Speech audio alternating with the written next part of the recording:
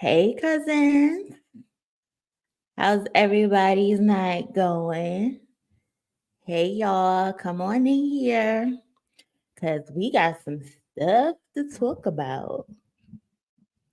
Let me know if y'all can hear me in the chat. Drop some roses or something. Let me know if y'all can hear me. But what's up, cousins? Welcome back to the crib. Hope everybody is having a good Saturday night. If you are new here for the first time, my name is Moni. Over here, I like to chit chat, talk about random stuff. Um, please smash the like button if you haven't already. Yeah, I know the goal is always like 100 or more likes, and we've been getting surpassed that, y'all. So that tells me that the channel is growing. So I'm happy about that. So shout out to y'all for always smashing the like button and showing me some love on the channel and making your presence known. Um, if you don't wait, what? Autonomous, what are you talking about? Stormcloud, what you mean? Am I asking too much? What are y'all talking about? Are y'all singing a song?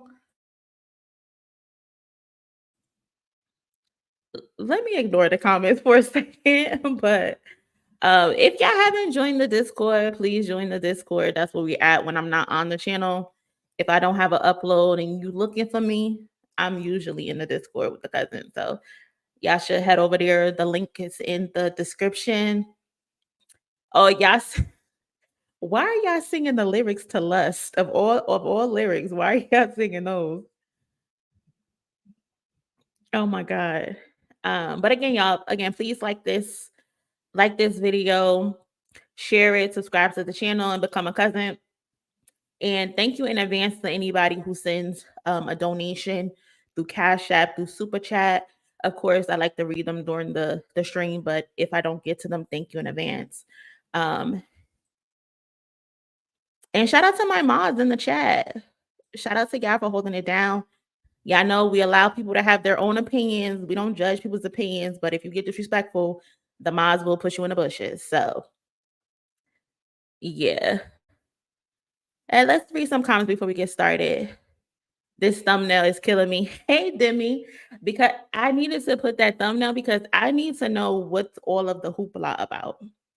I'm so tired of all of the hoopla. Like 1 minute it's World War III, but just 2 weeks ago when that magazine dropped, ain't nobody had nothing to say. So today we're gonna get into that and why I feel like no one had anything to say about it because it's looking a little hypocritical. It's looking like people are picking and choosing. It's looking like people are picking and choosing of what they want to be upset about. So we're gonna have to have a conversation about that. Hey, cousin, what's going on? I don't know if I'm about to cook, but I'm gonna get my thoughts off. I'm gonna get my thoughts off. I'm not playing with you, Autonomous. Hey, Miss Bynum, what's going on?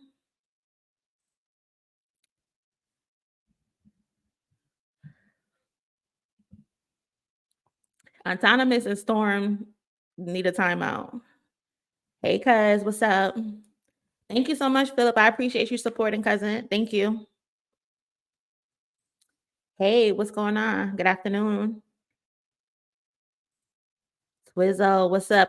Oh yeah, and I hope y'all got your questions ready because I'm gonna drop the link so people can come up here and talk because I want to know as well. Like, do y'all have if there's questions you would have asked Kendrick, what are the questions you would have asked them? So I hope y'all got your questions ready. So yes, y'all, please hit the like button. So I wanted to talk about um there's some stuff I want to get into, but the main two things I wanted to talk about was Diddy and Kendrick, because their situation kind of links back to each other.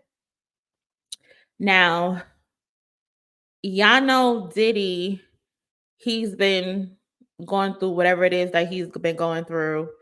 They've been accusing him of some madness. And I mean, if he's guilty, rightfully so. Hold on, let me see if I can share my screen.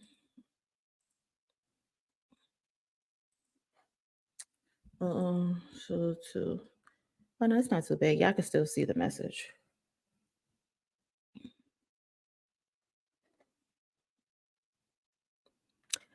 So Diddy's kids are speaking out. They're defending their father.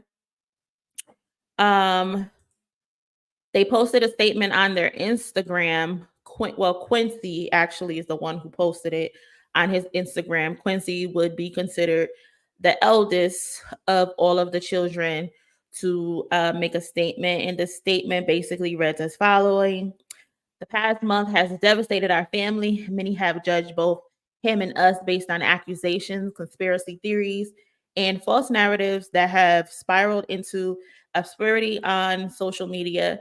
We stand united, supporting you every step of the way. We hold on to the truth, knowing it will prevail, and nothing will break the strength of our family.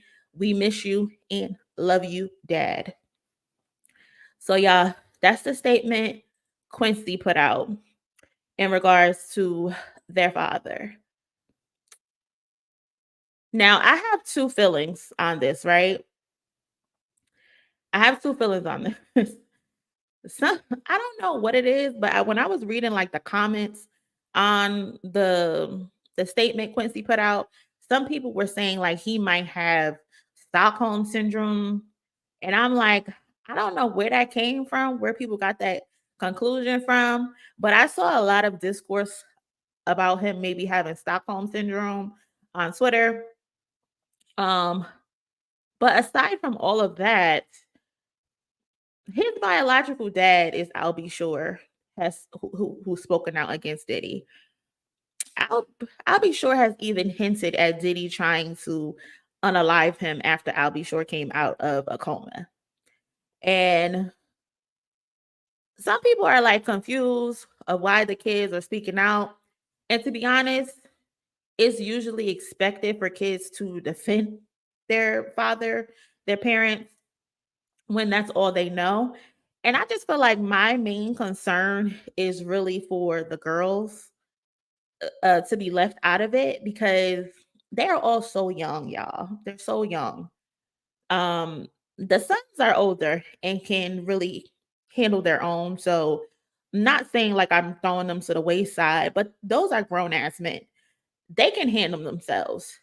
These daughters, the three, well, four daughters, he has four daughters. He has twins, Chance, and then the little baby. The twins are only about to just graduate high school. Chance, I think, is a junior, and then the baby is a baby. So I just feel like I wish they would leave those girls out of it. Like, why do y'all have them showing up to court? There's no reason why they should be in the courtroom reading those type of comments.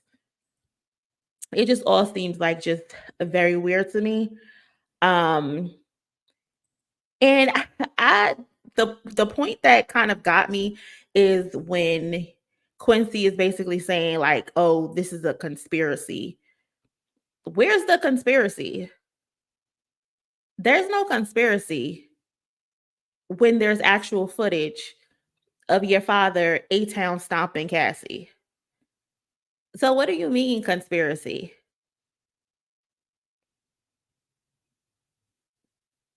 Like we got your father on 4K trying to stomp a mud hole in Cassie. Your father called her a liar and denied the assault until the video actually came out. And literally, it's like word for word, everything Cassie said, it's happening right before our eyes.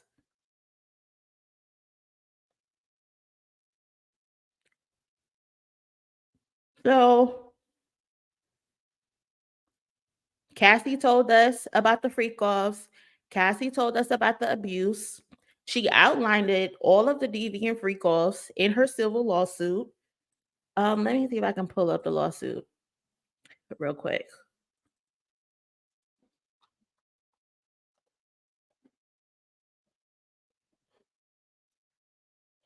Hold on, y'all. I need to make myself smaller, I guess.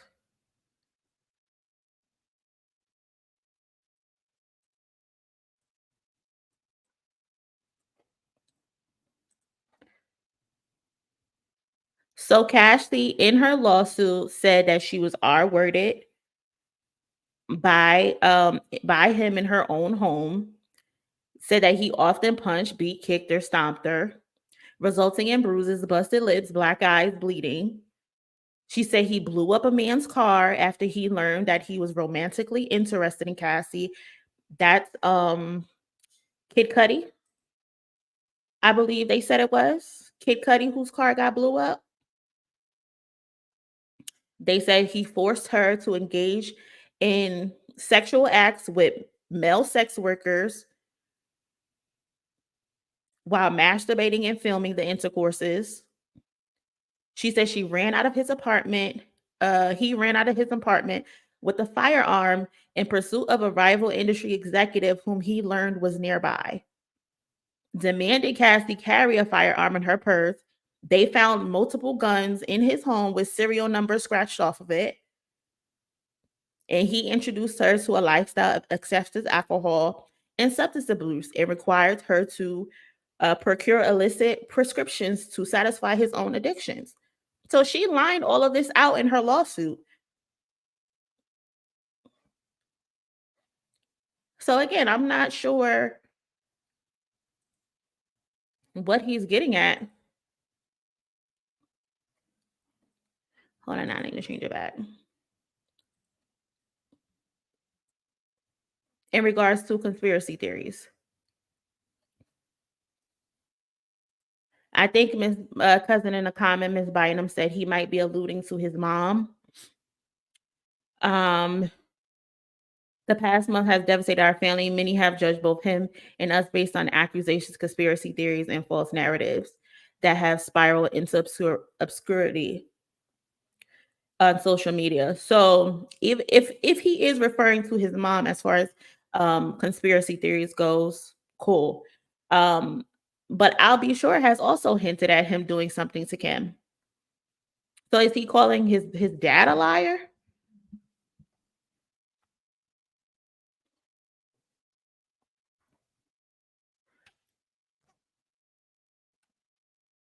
Then they say accusations, false narratives. I don't know. It's pretty clear as day when your father was beating the shit out of Cassie. So I don't know.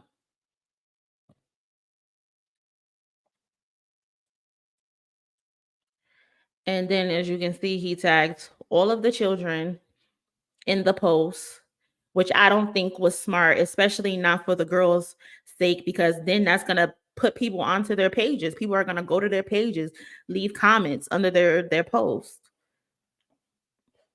I just don't think that was a very smart thing to do um by Quincy. And look, if you want to defend your dad, by all means, defend your dad. Do that if that's what you want to do. I said it about his mother, and I'm saying about his sons because they are grown. They're all over 25. This should have nothing to do with them girls and the baby. And then, two, there's another option. Just how about say nothing? Like what Jill Scott said, maybe we could all just be silent. Just be silent.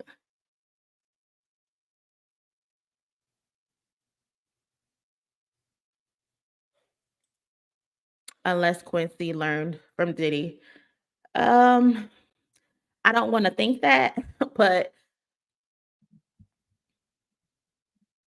I don't want to think that because yeah, there's the point of they want to defend their father. They believe their father's not guilty, but then like Demi said, there's also another side to this coin, which could be the case of that statement probably not even coming from them. This statement could possibly be coming from the lawyers, being pushed by the lawyers. That's also another option. There's this show that I just recently started watching. I think it's called The Penguin. that tell the stories of like the rich, the powerful, or whatever. And they do things like they'll manipulate their own kids who don't do what they say to do. Now, I'm not saying that this is the case, but that's also the option. The character of this show is willing to unalive her children if they dare to disobey, you know? So there's two sides to the coin. Maybe they want to defend their dad, they think their dad is innocent, all of that. But then again, with the stuff that they're saying Diddy has been doing to people all of these years, it would not shock me. It would not shock me if Diddy is a financial abuser. If he tells them, "Oh, if you don't do what I say, I'm gonna cut you off financially." Because I think that's what happened with Russell Simmons. What he was doing to his two daughters, they were supporting him at first, and then they ended up deciding, no, we're not gonna lie anymore. And then he cut them off financially. And now he hiding out somewhere in Bali, and those kids have no problem speaking their truth now. They had nothing and they were depending on him at the time. So again, it's not far-fetched. I don't know what's what, but I'm trying to see both sides, especially when it comes to those young girls, you know? Those girls, I think they're like fresh 18, and then there's an infant child who needs the support. So again, those boys, they're grown. Wish them well. Hope they're not a part of any of this, but it's looking a little shaky, if you know what I mean. Let's read some comments, see what y'all saying. The kids don't want to believe the truth about their father. That could very well be so as well. If you haven't already, cousins, please smash the like button. Again, get the likes to 100. Tagging all his siblings and exposing them further to scrutiny is irresponsible. 100%. I do not like the fact that he did that. He did not need to tag all of them. Again, especially not the girls. He did not need to tag them. Yeah. Silence is an option. It very much so is, Miss Bynum, but this isn't a wise move. It's gonna bring more negative than not, and those girls don't need that. Yeah, I think I saw a video on TikTok of them getting out of a car and someone who was recording, they're like, "Oh, she's crying mad loud for everyone to hear, for her to hear." Like, come on. Like, y'all supposed to be protecting them from the public. Right. That's what I'm leaning towards. This was a statement put together by their lawyer and just said, "Hey, Quincy, you're the oldest. Post it." Yeah, it seemed like this was professionally typed up. I think it's the lawyers on behalf of Diddy. Yeah. They have to show support for the inheritance money Diddy will leave them. Yeah. Oh, you watched it too? Yeah, it is a good show. Off the bat movie. I gotta check that out. I genuinely think they are a tight unit that's been on display for years. I believe so as well because also I think I saw on Quincy's Instagram, his Instagram again, that they're gonna be posting vlog like content of themselves. So it all just looks like one big ass PR move. They're gonna be supposedly showing vlog content to let people inside of their life see what it's like day to day, their family life, them having fun together, them working together. It's screaming PR. That's what it's basically screaming at this point.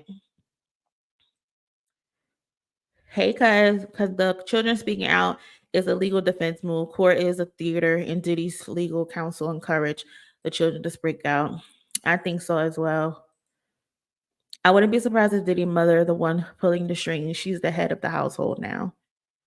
Yeah, it's a mess. Okay, we are 90 to 100 likes. So shout out to everybody who smashed the like button as they got in here. Appreciate y'all. a little over 140 people in here. Y'all could smash that like button now. Don't be stingy. It's free. Of course, they want to show him as a family man now. Yeah. The blog idea is ridiculous. Why can't they just lay low? Attention starved. It's kind of ridiculous at this point. But y'all, Diddy is now, he got a couple more lawsuits. It looks like he was hit with another lawsuit a couple days ago. I'm just getting to it, but it was 5 new lawsuits filed against him, of sexual assault to be exact. Now I'm not 100% sure, but I think these 5 are included in the 120 that when that lawyer did the statement, he didn't file anything yet. So I think he's just going through all of them and finally filing. So he filed 5 of them sometimes last week, 2 John Does and 3 Jane Does, ranging from early 2000 up until 2022. Um, one of the lawsuits, hold on.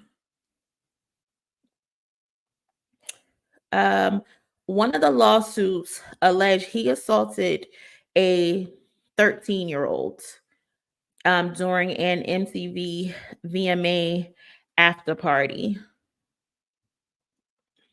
Let me see if I can find it. Yeah, here it goes.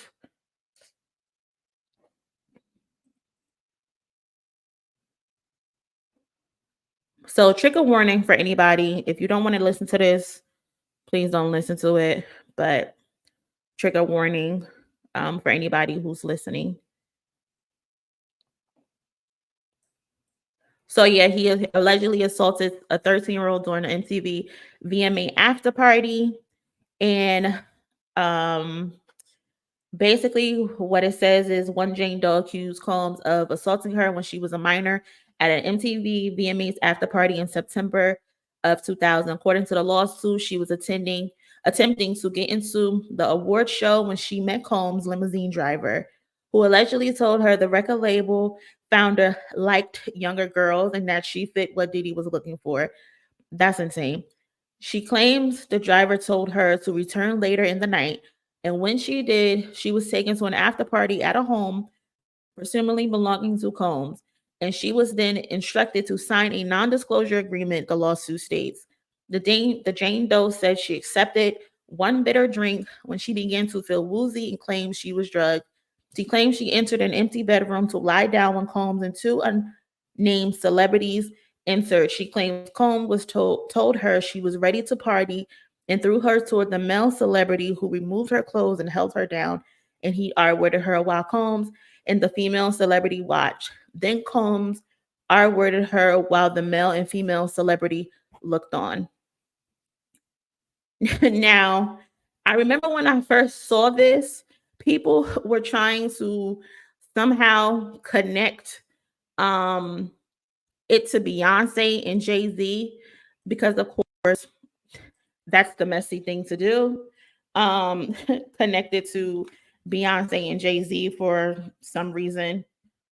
But that was the discourse on Twitter. Hold on. Age. Now, Beyonce and Jay-Z were not together in 2000. Beyonce was 19 years old in 2000, but conspiracy Twitter, conspiracy TikTok, they're going to allege that they are claiming the woman who just watched is Beyonce. Stupid. Hold on, where were we? So mind you, y'all, this person is 13 years old, or she was 13 years old at the time of the altercation. It says Combs allegedly tried to force the girl to perform oral sex on him, but after the girl hit him, he stopped. The girl grabbed her clothes, eventually found an exit and left for a gas station where she called her father and confessed her whereabouts. That's nuts. So this is the lawsuit pending for the 13-year-old, y'all. Where's he hiding the horns? Diddy is the devil. Where were her parents at? Uh, Nowhere to be found. Apparently, they didn't know where she was. She called her father. I guess told him to come pick her up from the gas station. But that's crazy. 13-year-old out attending a VMA after party. Wild. And this is where she was allegedly assaulted by Diddy and two other celebrities. And then another one of the accusations, y'all, is during Memorial Day weekend in 2024. Diddy allegedly R-worded a woman at in Las Vegas during Memorial Day in 2024. Now, y'all, this is the same weekend Kendrick Lamar allegedly assaulted someone, according to a security guard. The security guard, who we later found out is actually a sex worker. I did a video on that. I'm gonna pull that video up in a second, but I just wanted to read what it is that they are alleging.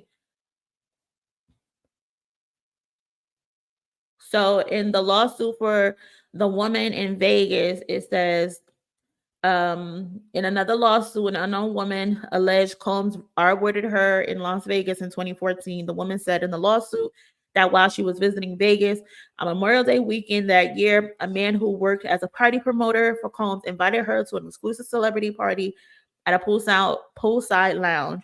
She said she was introduced to Combs there, and the party promoter invited her to an after party at the Rapper's hotel suite.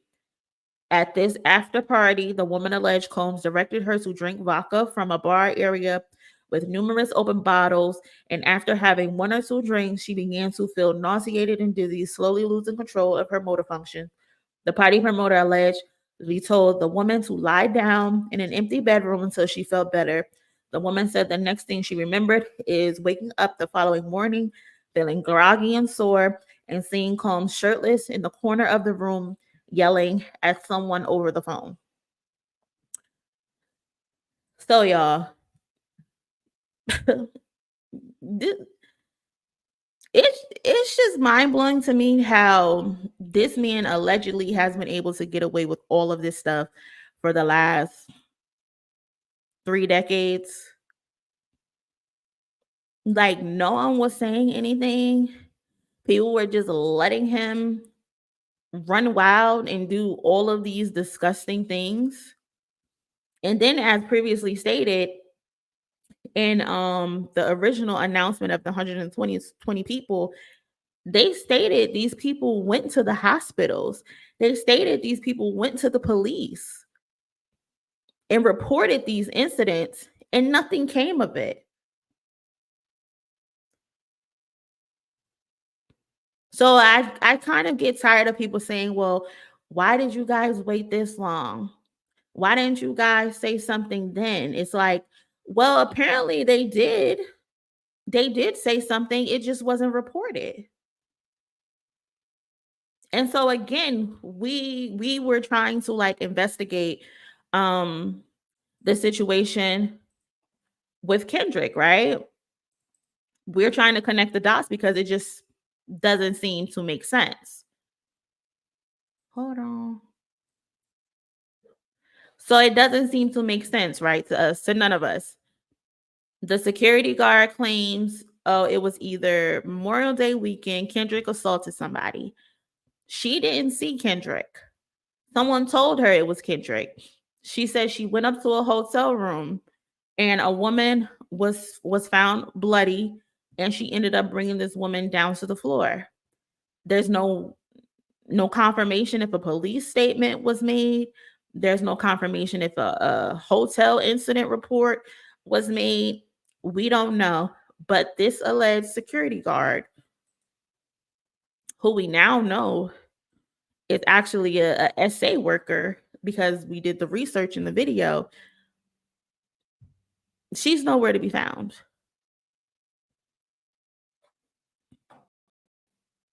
Well, she don't even know her date. So, Memorial Day weekend, it was Memorial Day or it was fight weekend? I don't remember. Oh, they're both. There was a big UFC fight. There's always a big UFC fight. Well, no, it was Memorial Day weekend, and then it was fight weekend, and then Memorial Day weekend. And I don't remember. I think it was Memorial Day. I know. So first of all, she don't even know her date, right? She don't even know her dates, right? And he's trying to tell her what date it was. So I think earlier in that month there was a Floyd Mayweather fight, but later in the month, which was Memorial Day weekend, there was like a UFC fight, and that's what he's trying to tell her it was during Memorial Day weekend because she seems confused or she doesn't have her story together. I was there for a fight on Memorial Day weekend. Whatever. Anyways, so I get dispatched up to one of the rooms. Dispatched, that's lingo. Yeah. I'm in a Italian code. She was told to. Yeah. The call came over the radio. I got told to go up to her room to help some girl get down to the casino because she was scared. She ends up being all bloody and everything. Oh, good. Oh, yeah, it was lovely. So I'm like, oh, crap. And my thing with this is like how she... Andrea Jefferson, somebody already proved that it was actually Diddy beating a woman. Andrea, that's not true. We don't know if it was Diddy. We're all assuming it was Diddy. When I made this video, we connected the dots that it's a good chance that it was possibly Diddy because because of the dates. Cassie and Diddy were both at rehab at the Hard Rock Hotel on the 25th. Kendrick was at the Daylight Beach Club on the 25th. So he wasn't even at the Hard Rock Hotel. We can all say until we're blue in the face that, yeah, it's probably Diddy. But no, Andrea, no one has come forward and confirmed that it was actually Diddy. Up until this lawsuit just came out, that it's a great possibility that this situation that's being blamed on Kendrick is actually Diddy. Because we didn't have anyone come forward and say, hey, I was assaulted at this hotel. We don't know. We're just assuming. No one has come forward and went to the police and say, hey, no, Kendrick didn't whip my ass. Diddy actually whipped my ass. So we don't know. But it's looking like it was actually Diddy. Because, or were they just all out there whooping bitches' ass that night? Everybody got an ass whooping that night or something. I don't know.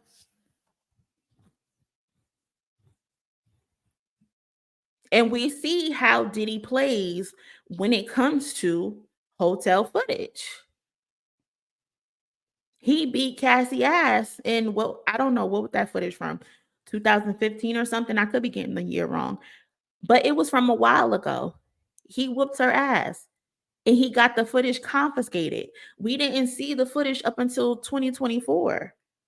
So we connecting the dots that he plays funny when it comes to hotels. He has the ability, the power to say, hey, act like this shit didn't happen. In 2014, Kendrick Lamar did not have that power. I don't even think Kendrick Lamar has that power now. If you know what I mean. Diddy has the power to whoop a bitch ass on camera and then have the tape confiscated and hidden in his mansion up until it gets raided by the police. So we're like, okay, someone got their ass whooped in Vegas. You brought them downstairs. They're brutal. They're bloody and beaten up.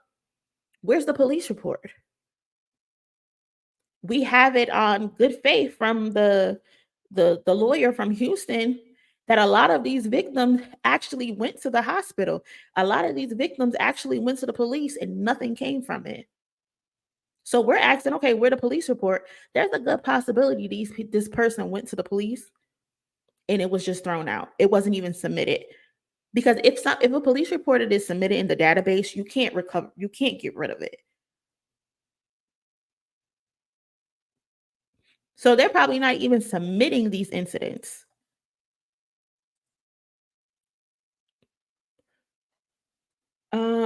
But yeah, so Kendrick is in a whole different location.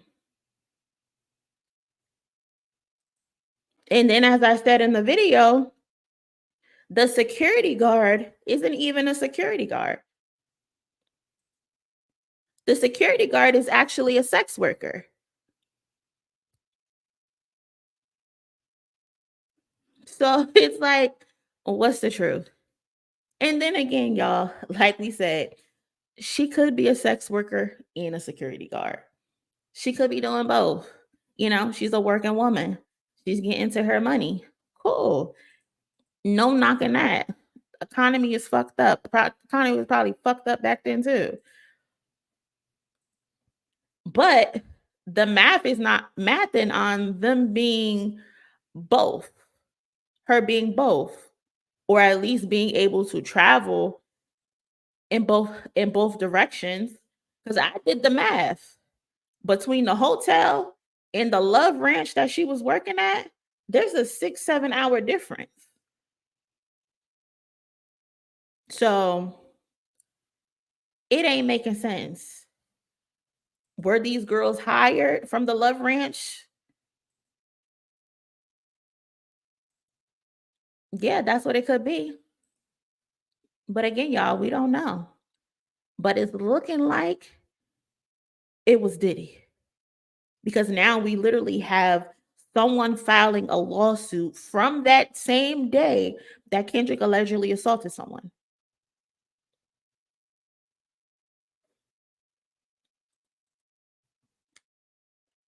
Jaira spitting. Jaira spitting. Cousin don't be in here too often, but when she come in here, she drops some. Okay.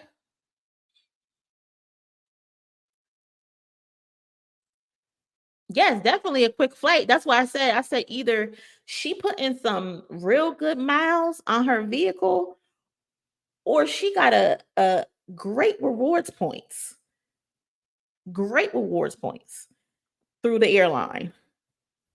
If she going back and forth.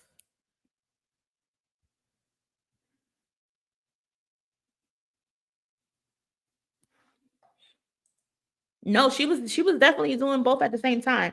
I pulled up her Twitter because I was matching the dates on her Twitter.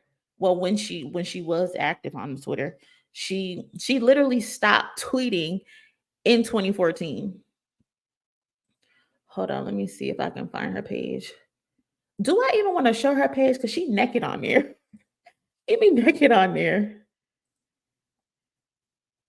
I'm scared. I'm scared to show her page. I don't want YouTube dinging me.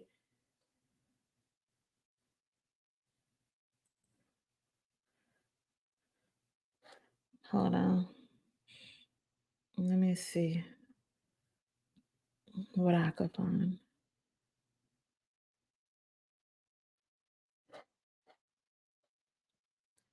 Hold on, y'all.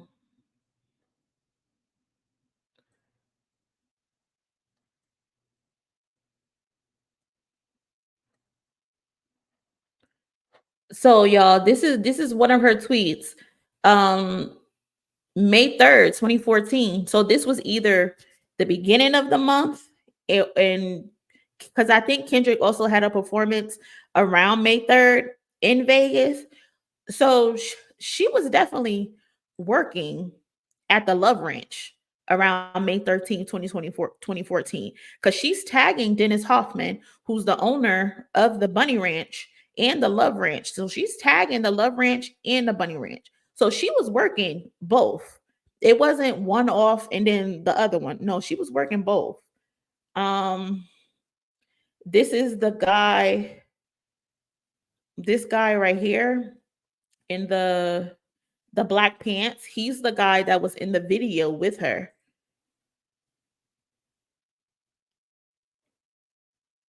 Hold on.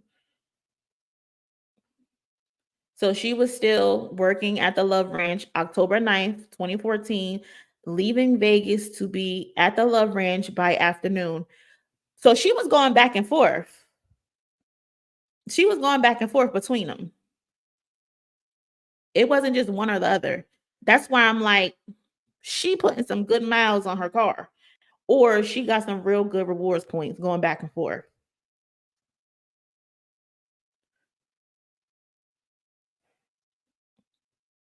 And then this tweet right here. Wait, where is it? This tweet right here where she tags, I don't know who this is. She tags Dennis Hoff, she tags the Love Ranch, she tags the Bunny Ranch.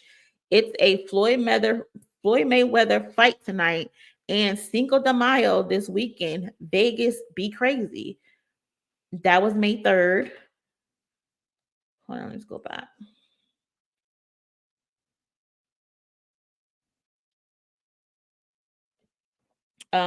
This tweet, nothing causes more fear than dyeing my hair red and instead of red, it turns hot pink. My hair is pink. So May 9th is around the time she actually changed her hair to that bright red color that we see in the video. So her hair wasn't red May 3rd. When Kendrick was probably in Vegas as well. She changed her hair color red May 9th. And this is her with the red hair. And she's saying that she's back at the Love Ranch.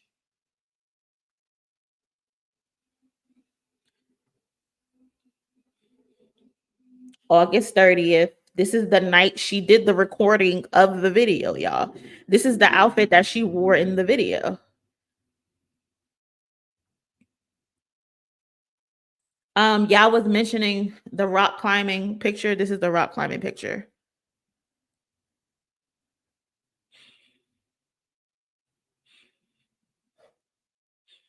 This Kendrick down here at the bottom, day free. I don't know who this young lady is. Some guy, some girl. Whitney's right here in this gray shirt. She don't look beat the fuck up to me.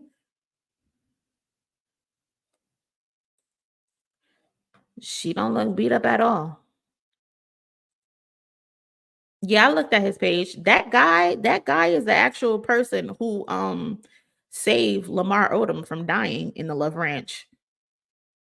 I put that all in my video. I'll link it after this live stream. But all of that information is in that video.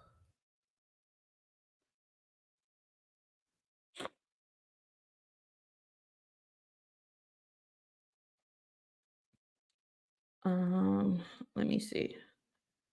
What else?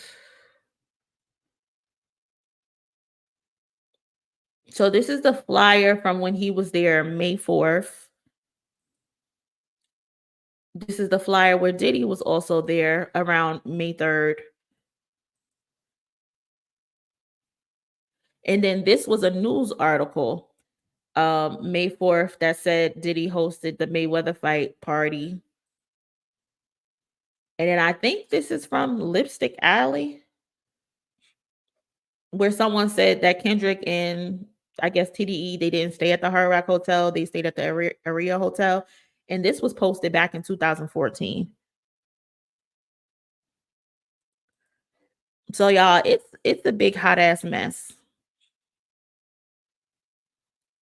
It's a big hot ass mess.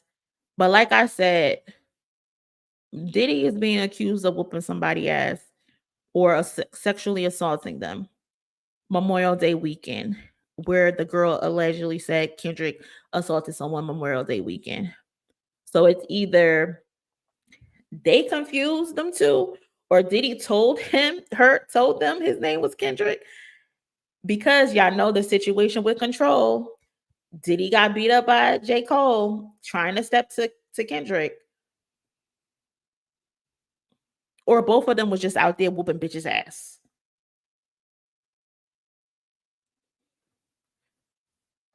Both of them was out there whooping bitches' ass on the same night.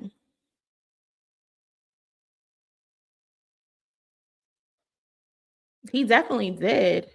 He definitely addressed it on the Breakfast Club. He denied it immediately. Denied it immediately. Hey cousin, what's going on? Side note, I really wonder where the F is Snow at. Ever since she got exposed, she fell off the face of the earth. I don't know what happened to Snow. People started exposing her in the weird stuff that she's been doing on social media, and she just stopped posting. Ain't that funny? How she just randomly stopped posting when she was posting every other night, it seems.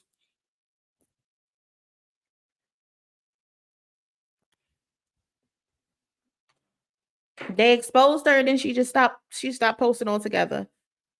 They exposed Drake bought all of her equipment. They exposed Drake was gifting her stuff. They got video of her asking a young guy if he wanted to show his private part while Drake is sitting in the next screen. It's crazy. What the Dirt was out here doing skits and everything. Embarrassing. Wait, what? Hold on. Let me go back.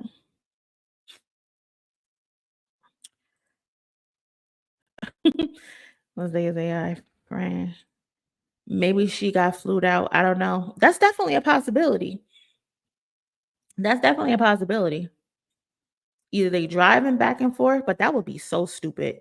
That's 6 hours there and then 6 hours back. That's 12 hours. And then you fucking after that? Hell no.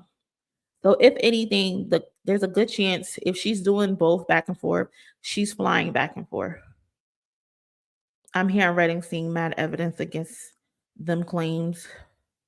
Yes, it's ridiculous. It just everything points to Diddy, and then now this person has come forward with this lawsuit. I said it in the video where I was talking about the girl actually being a sex worker. I said only thing that's needed is someone to actually come forward. I said it in that video. I said if after they showed the hotel footage of Cassie getting whooped on that was confiscated all those years ago, I said, oh, there's something else. Now, if something comes forward and they can obtain tapes, I'm 100% sure they got a whole bunch of tapes. I'm 100% sure they have a whole bunch of tapes of other stuff. There's no way that they don't. And all they need to do is just align them with the dates. We weren't far off. We were not far off. We were scoping the scenery. We were scoping the scenery, and our thoughts were not wrong.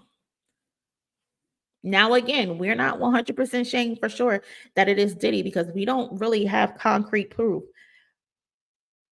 But the math is mathing. The math is mathing.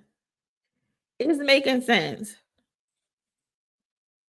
And these women disappear from the public eye so easily. And that's another thing. She literally just fell off the face of the earth. Fell off the face of the earth.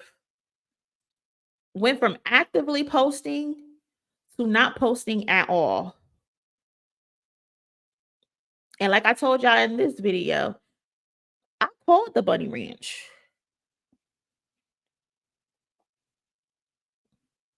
I called the Bunny Ranch to ask, where the fuck Snow at? I mean, where's Blake at?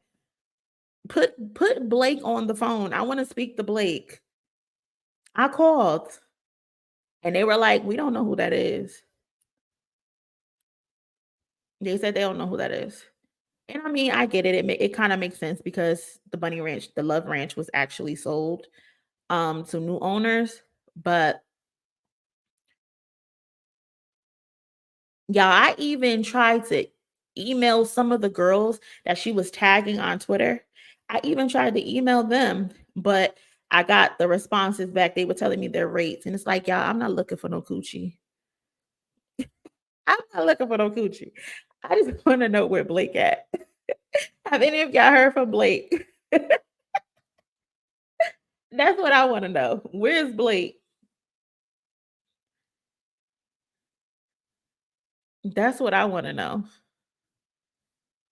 But yes, y'all, Blake has been in hiding since 2014, hasn't posted nothing. All of her webcam girl post websites all been flushed. Last logins were 2014.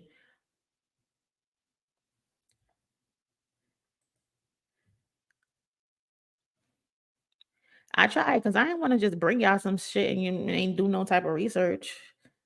Money is better than math and what's there. Matt did not even care. Matt did not even try. Matt just wanted to say, trust me, bro, throughout the entire video. He's a clown. Thank you, Demi. Cousins, if y'all haven't already, please smash that like button. I appreciate those who have already. And shout out to the super chat that I got through.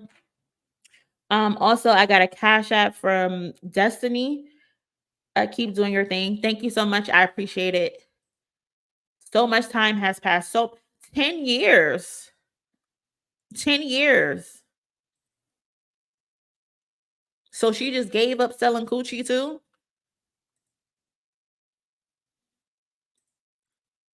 Listen. Okay. And she was selling it. If y'all go on her Twitter, I feel like I know Blake personally. I done seen every crevice. I done seen every crevice.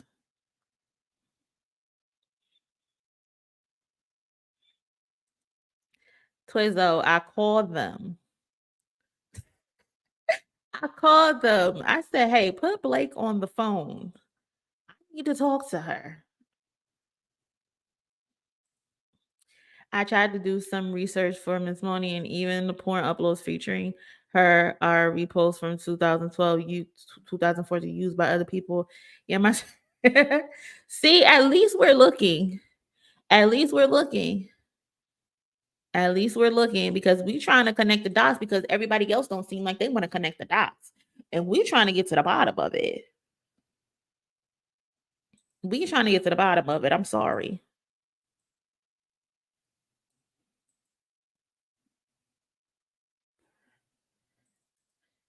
You're disgusting, okay? You're disgusting.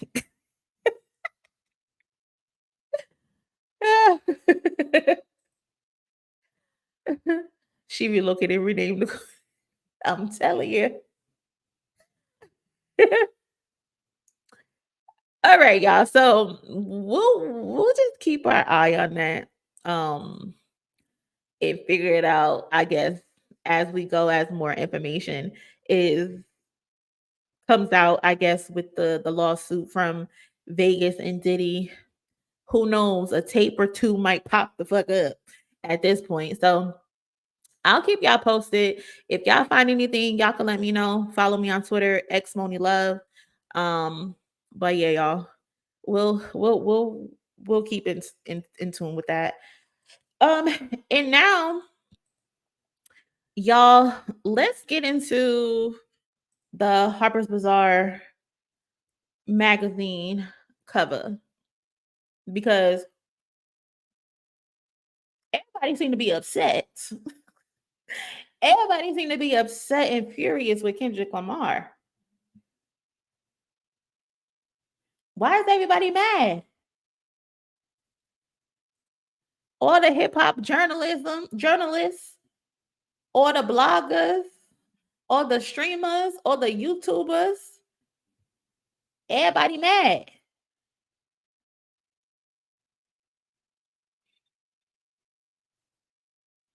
I don't get it.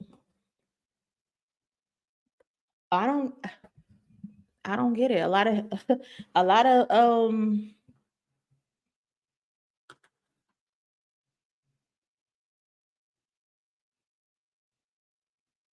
Hey Stacy, thank you for the cash app. Appreciate it. So yeah, y'all. So let's get into this. So with everything going on, right?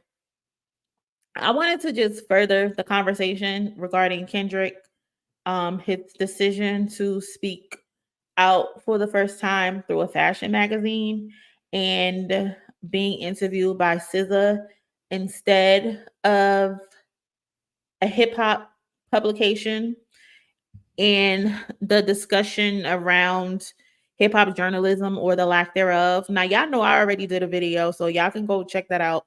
I'm not going to try to get too crazy or whatever because I said a lot of what I wanted to say in that video. But I just wanted to come on here tonight.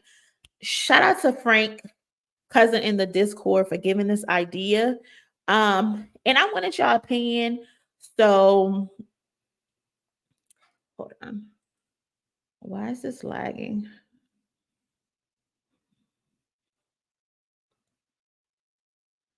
Hold on.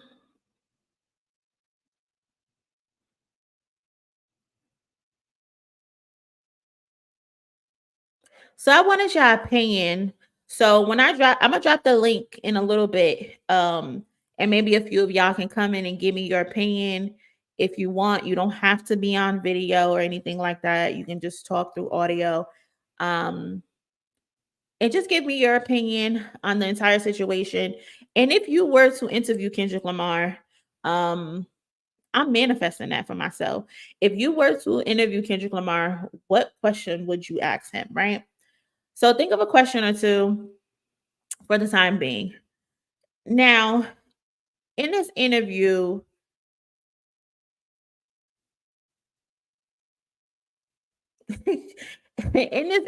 Kendrick Lamar talked about a lot of things, right? He spoke about being vulnerable. He spoke about his religion, how he uses it with his running, how he talks to God. He talks about tapping into his feminine energy, how he balances his masculine and feminine energy together, which helps him to communicate with other people, especially women, on a deeper level. Kendrick talks about sharing his experience of life, that a lot of the stuff he wished he had experienced sooner because he wanted to be able to share it with people from his community and how they can better themselves. And he also talks about his thirst for information, a thirst for learning new things and wanting to be around people that are smarter than him.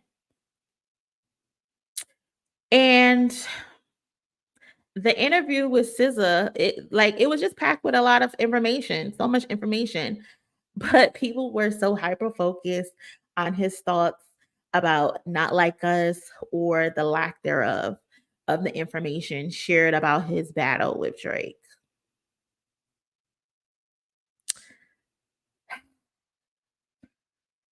Now, again, I touched on this in the prior upload, but for those who missed it, when SZA asked him what did Not Like Us mean to Kendrick Lamar, he stated the following.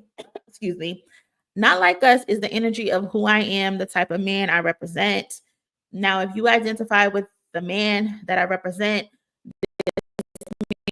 has morals, he has values, he believes in something, he stands on something, he's not pandering. He's a man who can recognize his mistakes and not be afraid to share the mistakes and can dig deep down into fear-based ideologies or experiences to be able to express them without feeling like he's less of a man. If I'm thinking of Not Like Us, I'm thinking of me and whoever identifies with that. What's the problem? Why everybody got smoke blowing out their ears? Why everybody upset? What's the problem? What was wrong with that response?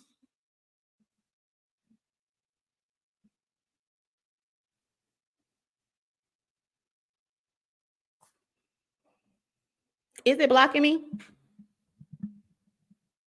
Can you see me?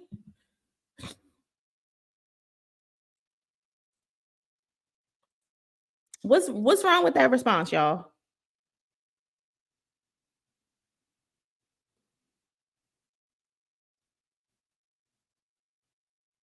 I don't get what's wrong with that response.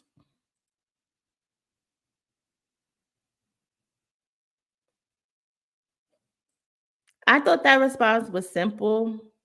I thought that response was straightforward. But for some reason, people did not like it.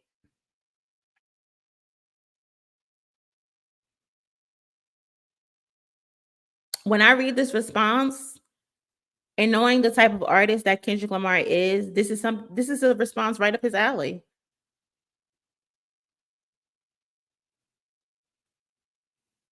This response is a response to what the song is not a response to what the song Not Like Us means. It's obvious what the song means if you listen to the lyrics.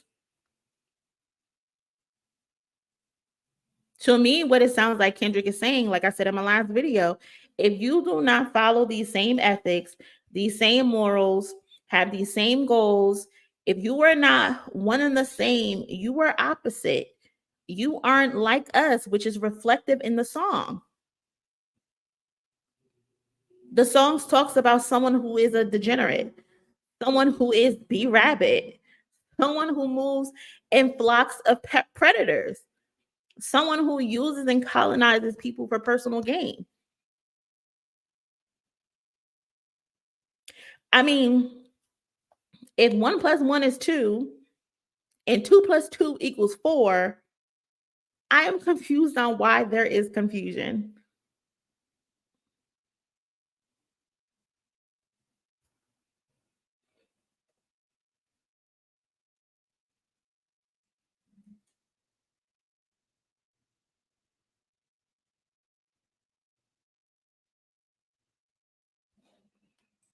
Like, did he not make himself clear in his songs? But then again, I remember we are dealing with people, we're dealing with consumers in an era of hip hop journalism, streamers, blogs, media, whatever you want to call it, where Bush should have left a lot of y'all asses behind. Because the same kids that were not left behind are now adults. We pushed them through the system. And those kids that are now adults are thriving off of salacious headlines and looking to further a problem. They don't want to let the beef go. They're looking for the next big juicy headline to monetize off of instead of moving on from it and what's to come next. They want to keep the drama going.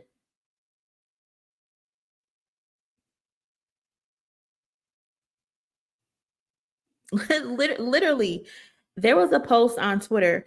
I don't know, Twitter or Instagram, I can't remember which one it was, where a blog posted that Tory Lanez was found innocent and was getting about to be released from jail. This is a popular hip hop platform. This platform that posted that Tory Lanez was found innocent and he's about to be set free. And it's 100% a lie.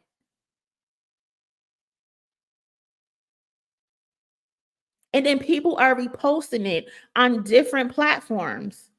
I literally posted a picture of Megan Thee Stallion and someone commented, "Ain't Tory Lanez about to get out?" No. No, and that's the problem. These are the platforms y'all want A-list artists to go sit down with. Platforms that post literal lies, don't do no research, and then people are taking it and regurgitating it on other platforms.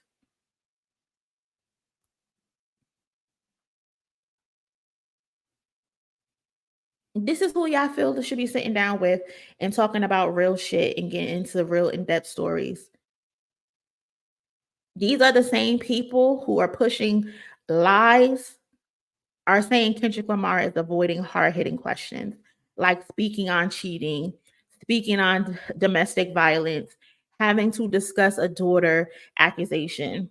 They claim Kendrick is ducking calling Drake a PDF file. Ain't nobody scared of y'all. Ain't nobody scared of y'all. Kendrick Lamar is not scared of y'all and your hard-hitting questions.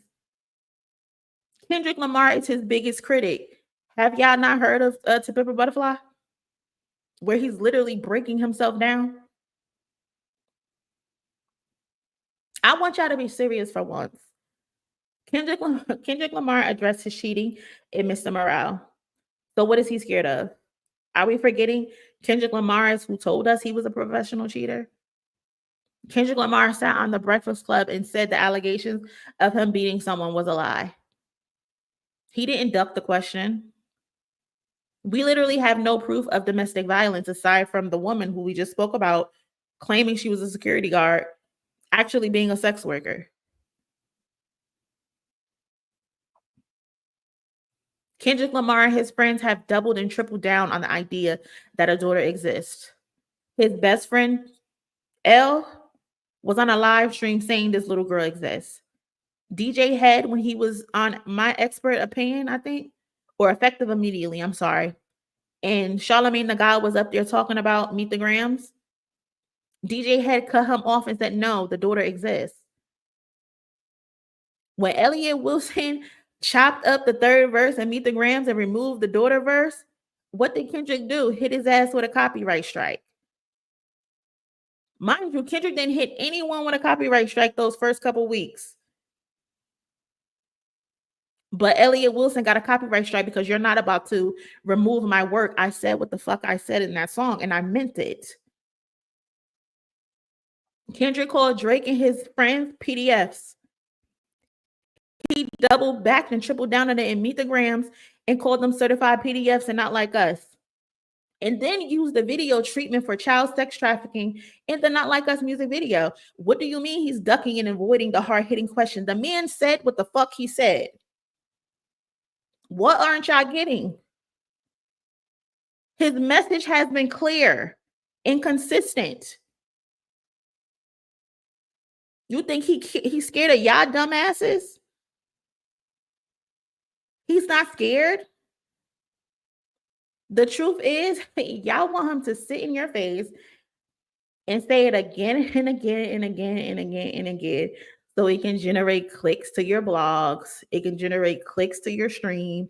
It can generate clicks to your Twitter account, your YouTube account. That's all it is. So many of y'all did not like this article because y'all actually had to sit the fuck down and read and use your common sense for once. And you still failed. And you still failed. Y'all want Kendrick to live and breathe this beef because you see Drake wearing it on his sleeve in his every movement. Drake can't take himself out of the beef. He's been soaking in the beef. Everything that you've seen Drake done so thus far has been in relation to the beef. Drake cannot remove himself from the beef. Kendrick Lamar does not give a fuck. Kendrick Lamar got in the booth, said what he said, and went to play with his family. Kendrick Lamar said, okay, I got these songs. I did my pop out. I celebrated my victory lap. I did my music video. And now I'm on to the next thing.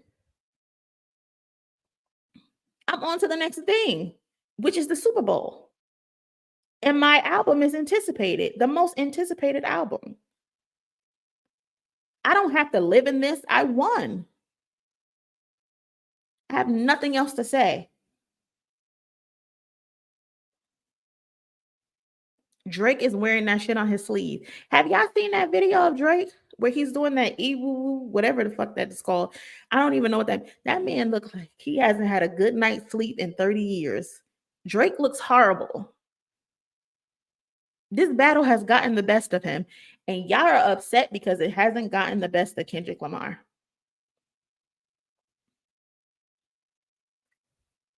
Y'all got an issue with Kendrick Lamar doing a fashion magazine and being interviewed by SZA.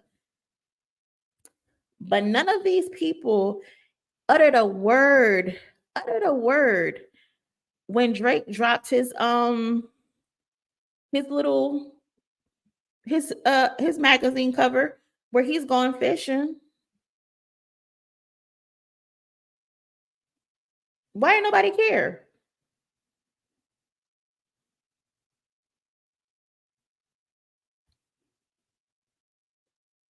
I mean, I've seen a few jokes like, oh, this man got whooped so bad, now he's going fishing.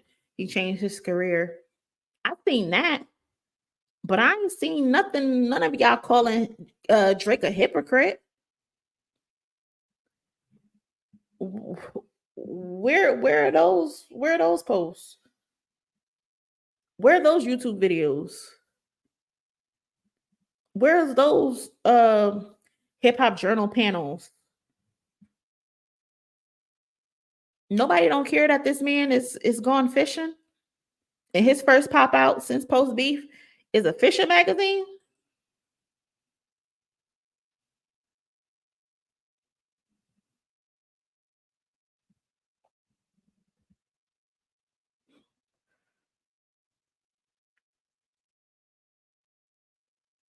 Is he running? Is he also running? Y'all said Kendrick is running. Is Drake running from having to speak on and tell all of the stuff that he said about Kendrick in his songs? Is Drake running from having to explain how he knows Whitney does not know who her baby father is?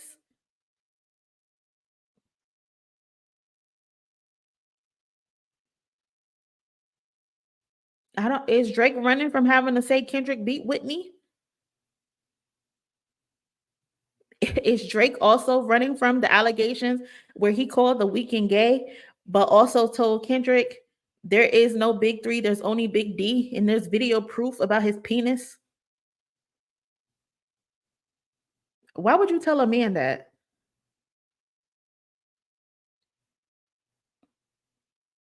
That shit was weird. There's no big three, but there's big D. What? Nasty ass. That was disgusting. But nobody batted an eye for Drake being on a fishing magazine months later post beef. Is it because he didn't say anything in the magazine? Why does Drake get to be on a fishing magazine and be silent, but all hell broke loose because Kendrick wanted to show he put that shit on?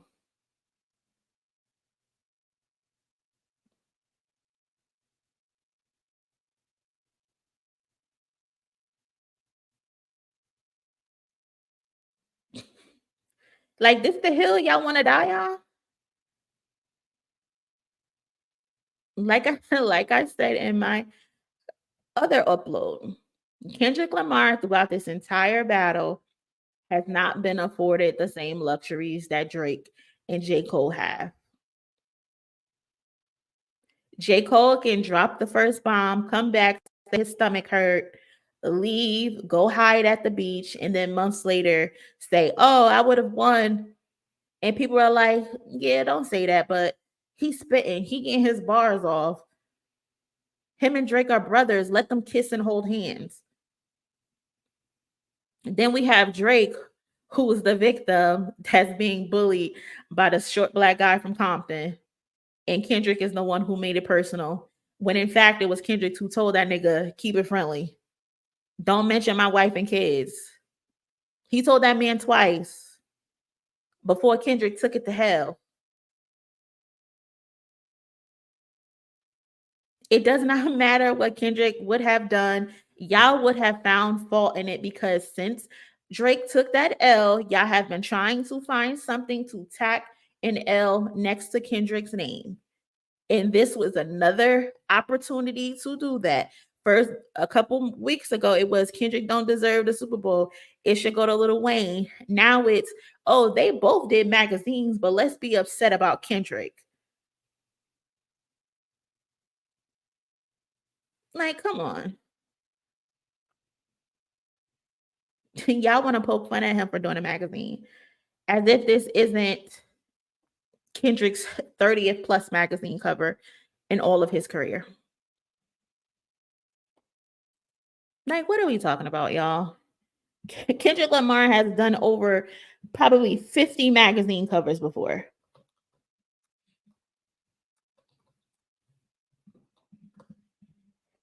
Like, this isn't new. This isn't something he just woke up and said, oh, I want to do this today. Magazine covers is what he does when he's on a promo.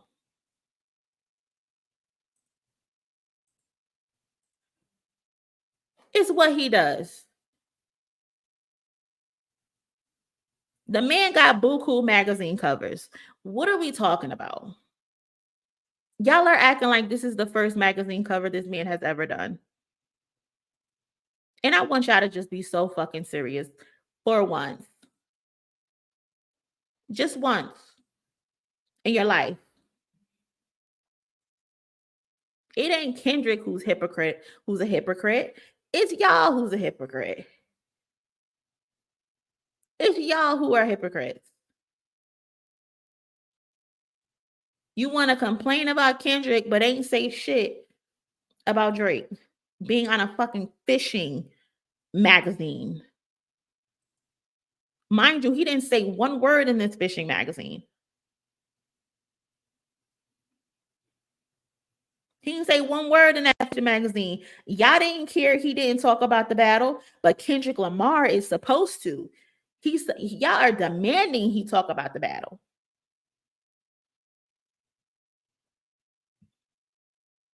Frauds, all of you, fraudulent.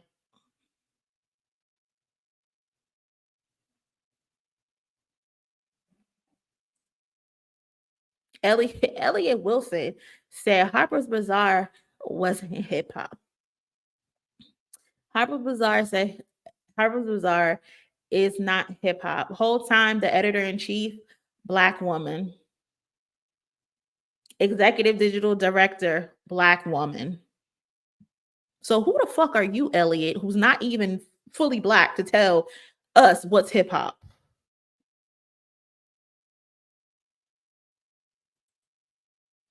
Who are you? And for the record, even if they weren't Black women, so what? Kendrick Lamar is a grown-ass man. He can do whatever the fuck he want to do. Again, this is normal. This is what he does. Y'all wouldn't know that if y'all were actual fans of his, or at least familiar with his history in the game. Every time Kendrick is in rollout mode, this is in line with what he does.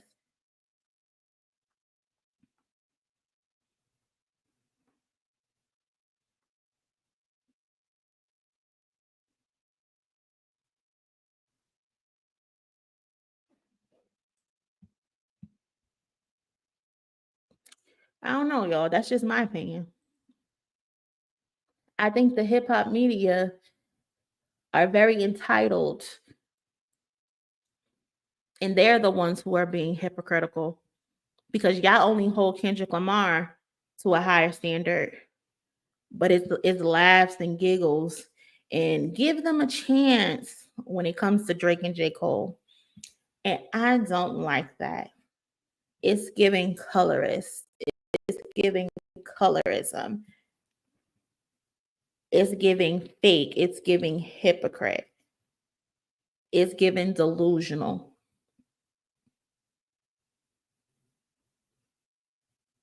y'all demanding he go sit down with the biggest platforms, complex name academics, the best hip hop media platform of 2024. Y'all want Kendrick to go sit down with academics?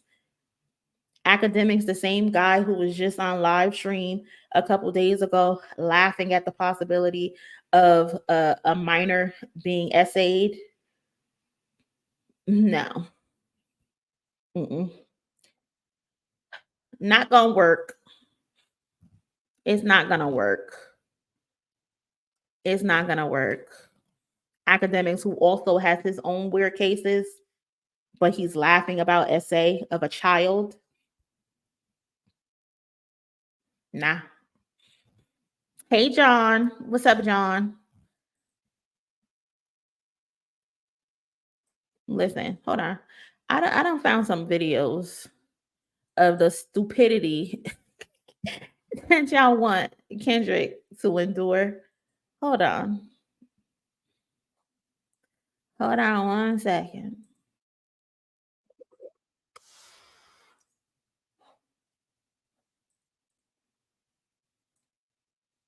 Let's see.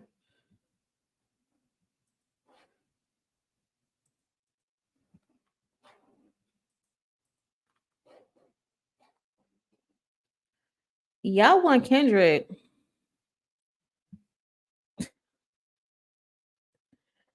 Y'all want Kendrick to sit down with these hip hop media platforms, be asked questions like this. He got Doug I'm Martens. on my Wu-Tang. Why'd you never get jumped into a gang? Why I never got jumped into a Yeah. gang? No, maybe because all my family members just probably.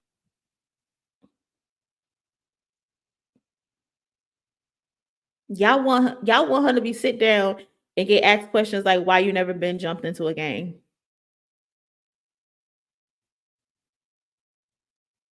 Those are the type of questions y'all want him to be asked.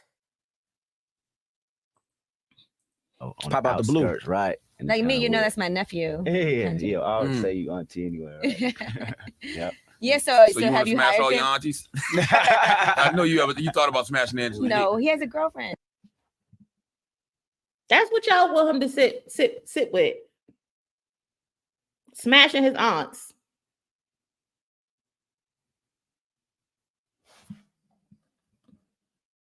That's the publication he's supposed to go on.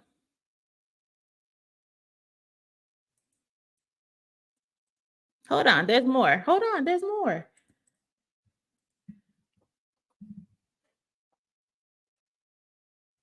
Real tough. And I know That's confirmation. Yo, Dave. This song changed my life. I was gonna do something to myself last night. Yeah, I drank a little bit. What's your preferred beverage? Just wine. Like what about? Have you ever heard of Avion and breast milk? No. I knew that by was the coming. way, earlier today I had a 5-ouncer. I may bring a 40-ouncer of breast milk tomorrow, but today I had a 5-ouncer. You gonna offer some to our guests? I was gonna ask. They're about to offer this man, does he want to have breast milk from his wife? These are the hard-hitting questions y'all want Kendrick Lamar to sit down for. Kendrick Lamar, they say there's health benefits. Would you drink breast milk from my lady? I can't do it from your lady. Yeah. No. These are the hard-hitting questions Kendrick Lamar is supposed to sit down from the big hip-hop media platforms. They're offering, the man offered his wife's breast milk to Kendrick Lamar. His wife's breast milk.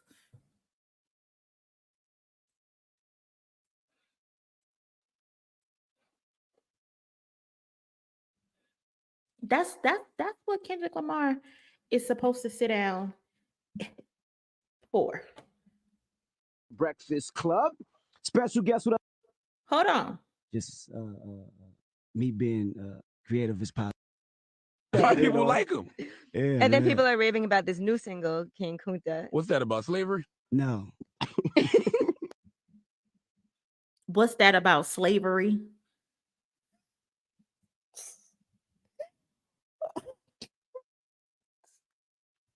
I mean, I get why he asked King Kunta, but come on, bro.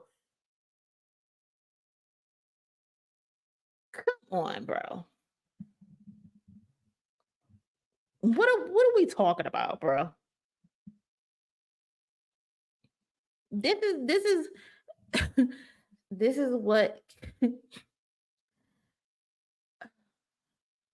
this is what Kendrick Lamar is supposed to go sit down and entertain.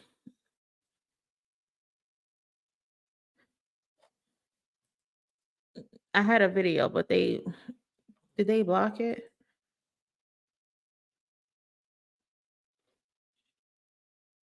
Yeah, they must have blocked it.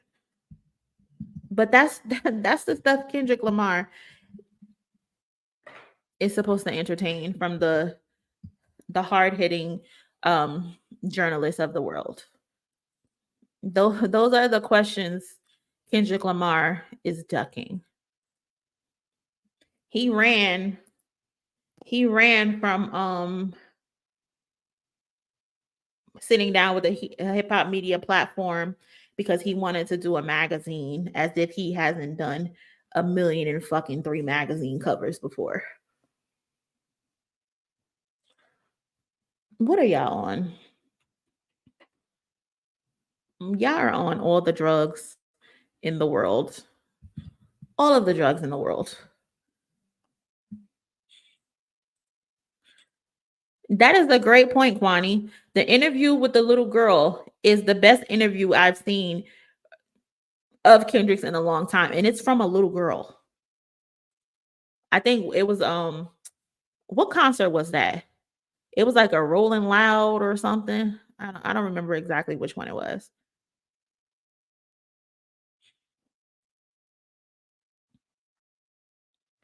Y'all have to get it in your head that Kendrick Lamar operates and moves on his own accord. And many of you just don't respect it. Y'all are so used to having so much access to celebrities. When you have one that don't move like that, you start foaming at the mouth.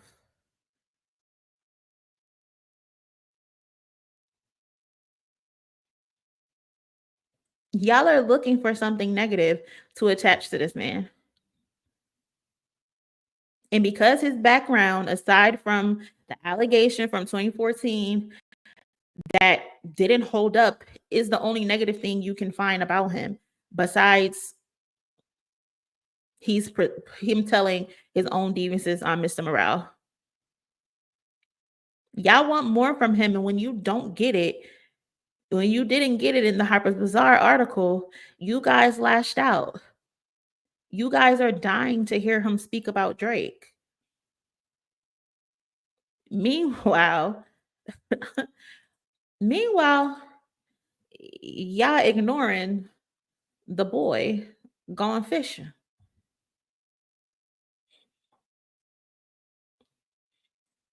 Nobody had anything to say about the boy going fishing post beef. Nobody had a conversation, anything to say about him not speaking on the beef, but y'all are demanding Kendrick speak on the beef. Please get out my face. And truthfully, I hope Kendrick Lamar never speaks on the beef. He did what needed to be done. He secured the win. He celebrated, had his victory lap, wrapped the win up in a nice bow with the video. And now it's time to get back to work. It's time for Super Bowl. It's time for album.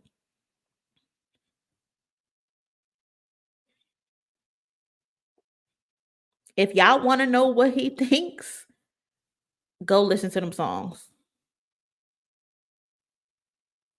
Go listen to those songs. And when you're finished with Euphoria, when you're finished with 616 in LA, you're finished with Meet the Grams, you're finished with Not Like Us, then go listen to Untitled, Watch the Party Die, so he can tell you about you guys itself. So he can tell you again about the industry. So he can tell you about the media. He wants all you motherfuckers to die. So he's not sitting with you guys. He didn't stutter. He wasn't confusing. He was clear. He made his point. Y'all are mad because you have to live with it. Get over it. Just get over it.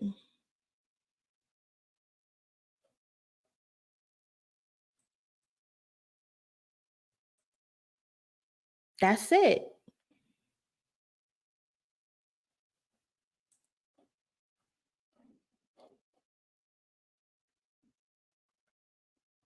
Hold on.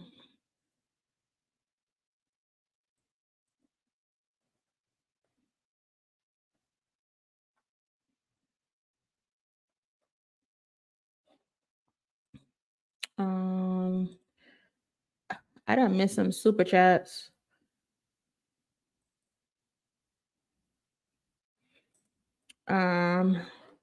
I cannot click on them, so I'm gonna just say you guys' name.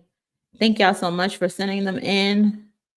So we got Ariel Smoke. Hey Ariel, Elliott looks like a spokesperson for Depends adult diapers. Here you go. Here you go. Ariel Smoke. Saucy Santana should pay AK and Elliott a visit. Leonardo Thomas, he needs to lay off the strawberries and cocaine. Oh, I'm thinking you're talking about Drake. Ariel Smoke again. I don't get mad at Drake fans. All I do is throw a HS high school, I'm assuming, level book at them, and they start calling me a jigaboo and wish death on my family. My fave checkmate. Drake fans are so weird because I posted the other day the little boy who dressed up as Kendrick from the snippet of the Not Like Us music video, Broccoli, and they were sending the kid death threats. Like, are you okay mentally? Like, you're a weirdo if you're sending a child death threats. Like, that's just crazy. Like, it's never that serious. It's never that deep. Never. Like, y'all are in too deep that you would send death threats to a child. Mind you, that baby didn't want to dress up like Kendrick Lamar. The mama did that. Like, it's weird. It's so weird. But hold on, let me copy this.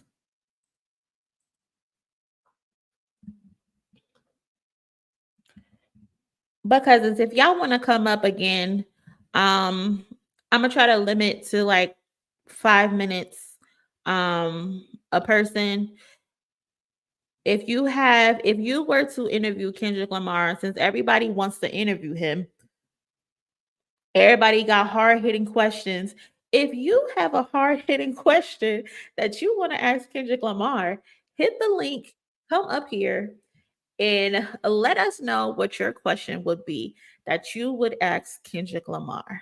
Now I'm gonna let you guys say your question. And then I'm gonna bring you down, but then we'll come back and have like a group discussion. So let me know. First, here go Autonomous. Hey guys, Hey, how's it what's going? up? It's So going, here, it's going.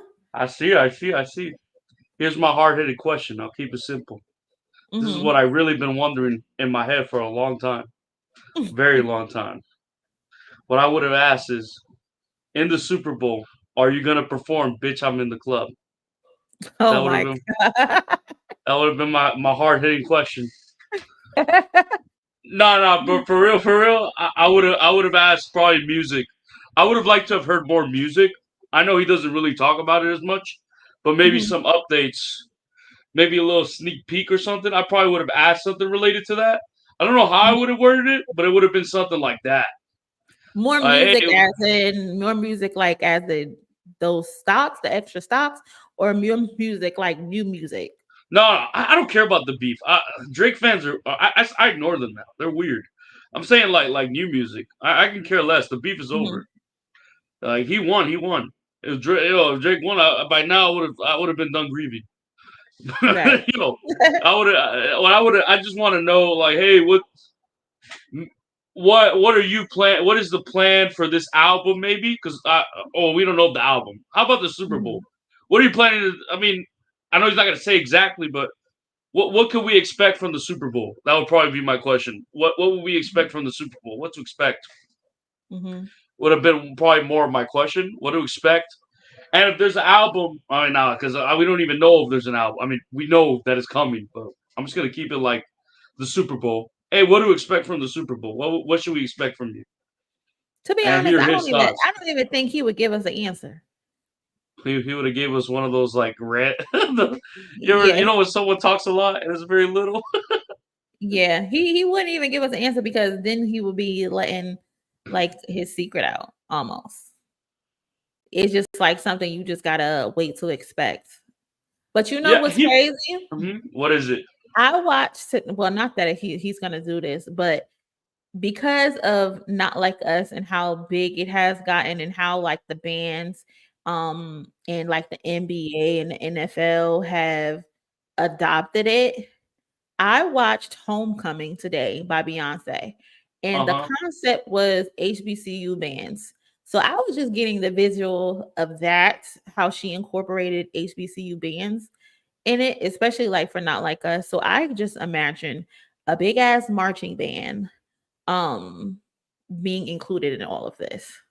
That is what's gonna At happen. least one part. I think there's gonna be a whole bunch of marching bands. I think Yeah. at this point he's just gonna censor his words. I mean, he did Mad City. Mad City is a very tough song too. In the Super Bowl 2 years ago, that song is not a very like PG song. I know he's not cussing as much like in Not Like Us, but the subject matter in the song is very heavy as well.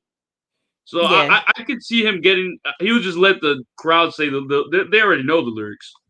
So you're just gonna see Taylor Swift singing along to it, and they're gonna go, "Oh my God, Taylor Swift!" You know how the NFL is. Taylor Swift just sang A minor. It's over, and it's just gonna hurt Drake's heart even more. I think that's what's gonna. I think he's gonna do it, and the crowd is gonna say it, and they're gonna zoom in to everybody saying A minor. Right. Okay, cool. So I'm gonna drop you down real quick. Stay on. Solid. I'll bring you back. Hold on. Yes, ma'am. Yes, ma'am. Hey, Frank. Hey, what's up, Moni? How's it going?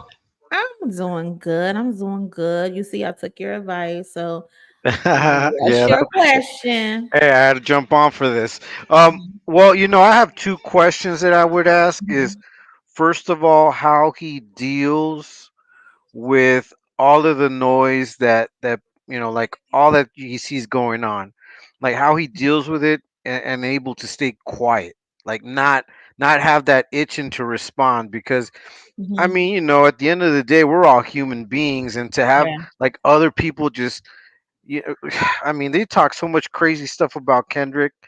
I mean, just the craziest, right? So that would have been like one of my questions. Would have been like, how do you put up with, or how do you deal with people just like talking and making up narratives, and Yeah. you haven't even said anything? Like, how do you keep your composure? Like, that Right, would have been. because we see Cardi B, she can't keep her composure. She gotta respond to everything. Yeah, She has to. Nicki too. A lot of Yeah, people do. I mean, look at J. Cole. That's why he came out with "Porn Antonio." yeah. It's You hard. know? That's a real good question. I want to know that from Beyonce and Kendrick, because neither one of them will respond to you on social media. Right. They'll respond to you in their music, but that has to be tough because me Mhm. personally, some of the comments that I get on the videos, and I'm like, "Are you mother?" But I'm like, you know what? It's not even worth responding. But that has, like you said, that has to be tough. That's You have to have really, really, really good discipline and self control Wow. for that. I mean, I think like Watch the Party Die probably addressed a lot of that, but Mhm, there's a lot of like really personal stuff that people are saying or digging mhm, into that it would drive me crazy. So that would be like one of my questions. And then the other question that I would ask him is, how much does his family, mhm, play a part in the decisions that he makes? Because I mean, mhm, he's making a lot of real slick business decisions. I see. He's gonna be in the Super Bowl. He's gonna mhm, come out with a movie on the 4th of July. And he's pretty much master of his time. But how does his family play a role in what he decides ultimately to do? Like, does mhm. he check in with Whitney, or his parents or whatever it is? Just how does that play out in his life? I think it's interesting because he probably wouldn't answer that, but Mhm. that's something that I would want to know. Those are two good questions. Two really good questions. Yeah. To be honest, I think he would answer it. I think he would answer it, especially since he is such a family man now. Um, but yeah, that has to be tough. Like Tiffany said, especially the poking at Whitney, especially saying his child isn't his. Right. So yeah, to And me that's crazy. he kind of responded to some of the allegations with them being in the family Not Like Us music video, but I know it has to annoy him Yeah. I mean, seeing I that think stuff like that. yeah, and I think ultimately, just what I think is driving all of these people crazy about him not responding is something that SZA said. She said something about him being like father time. I think he's on grown man time. He's a father, and Yeah. I think at the end of the day, that trumps anything else. And he just doesn't live for the socials. Exactly. He Hey, but doesn't live for it. hey, thanks so much for letting me on, and continue doing a great job, Moni. Love this. Thank you for the idea. I appreciate you. All right, take care. All right, Take care. have a good one. Sweezo. What's Yeah, up? what's going on? What's up? What's your questions if you have one or two? It's a 2-for-1. It's two questions in one because I would want to ask would be if Kendrick would drop a video for Meet the Grams or Watch the Party Die. I think I need a video. I think I need that video. Both. Uh-huh. I would want like a mini movie or like a mini movie type for Watch the Party Die. But that'd be the question that I would want to ask me. Mm-hmm. That would be cool. Watch the Party Die. I would say if he was to do a video, it would probably be Watch the Party Die over Meet the Grams, because Meet the Grams is too much literally about someone in their family, and I don't feel like he wants to keep sulking in the beef. So I don't think he would do that. But if he was to pick one, I think he could get off with Watch the Party Die, a concept around that. And I think that would probably be like some John Wick type shit. Yeah, I think the Watch the Party Die. I was joking about the Meet the Grams because I know you say you don't really play that I song. hate that. I don't hate the song. That fourth verse. You know what? I've been confusing the damn verses. It's 4 verses in total. I don't know why I kept thinking it was 3 verses, but it's 4 verses in total. The one for Adonis, the one for the parents, the one for the daughter, and then the last verse. The last verse, the motherfucker left Earth. Yeah, He left that's Earth. my favorite. I always be wanting to fast forward the third verse. I would tell Kendrick, I would tell him, I hated that part. Like, I don't like that part of the song because you have to prove it in order to just to be saying it. So I really be wanting to fast forward that part, the third verse. But yeah, it's spooky, but I love it because we never seen Kendrick be that spooky on the song. Oh my and God. it just, to me, that one verse alone is what I need. Like, you can do a video to that alone. I think it's just classic. Meet the Grams. That's what shut the casket, I believe. And then, Not Like Us was when they lowered it and put them in the dirt. It was over. But I think, but I really definitely would want to see Watch the Party Die video because of like the details of everything of that, and it gives off like it's a theme to a movie, like a beginning or maybe the ending, more like the ending of a movie. That's why I was saying like Watch the Party Die would be great for a video. After he's done his destruction and then he's looking on to like, okay, this is what I've done, and he's coming to his senses. This is why I had to do what I had to do. That's what it sounds like. Watch the Party Die. Yeah. For some reason, I'm thinking he go do that. I think for his album, I'm just guessing this, but I would bet if I could, I bet my last dollar that he actually drop a video for Watch the Party Die, and just started off that bad for an album rollout. Like, I think that's what you should do. But that's the question I wanted to ask you. I don't want to hold you up. Yeah, he it's not just the daughter in that verse. He's hit the multiple hits. So that would be very interesting. Two for one. Good questions. But thank you for coming up. I appreciate it. Yep. You have I don't know if you're gonna stay on or not, but you have a good night. Nobody else want to come up? Y'all scared to come up? Don't be scared to come up. Y'all don't have to put your video on or anything like that. Hold on. Let's paste. Yeah, he implies that there's two or 3 children total. It ain't just the daughter that he said. He also talked about young girls in general being mistreated in the industry. Yep. That's the thing as well. People are just so hyper focused on him talking about a daughter. Like, Y'all didn't hear what the fuck he said? That they got some real weird stuff going on. But people are just so focused on the daughter situation.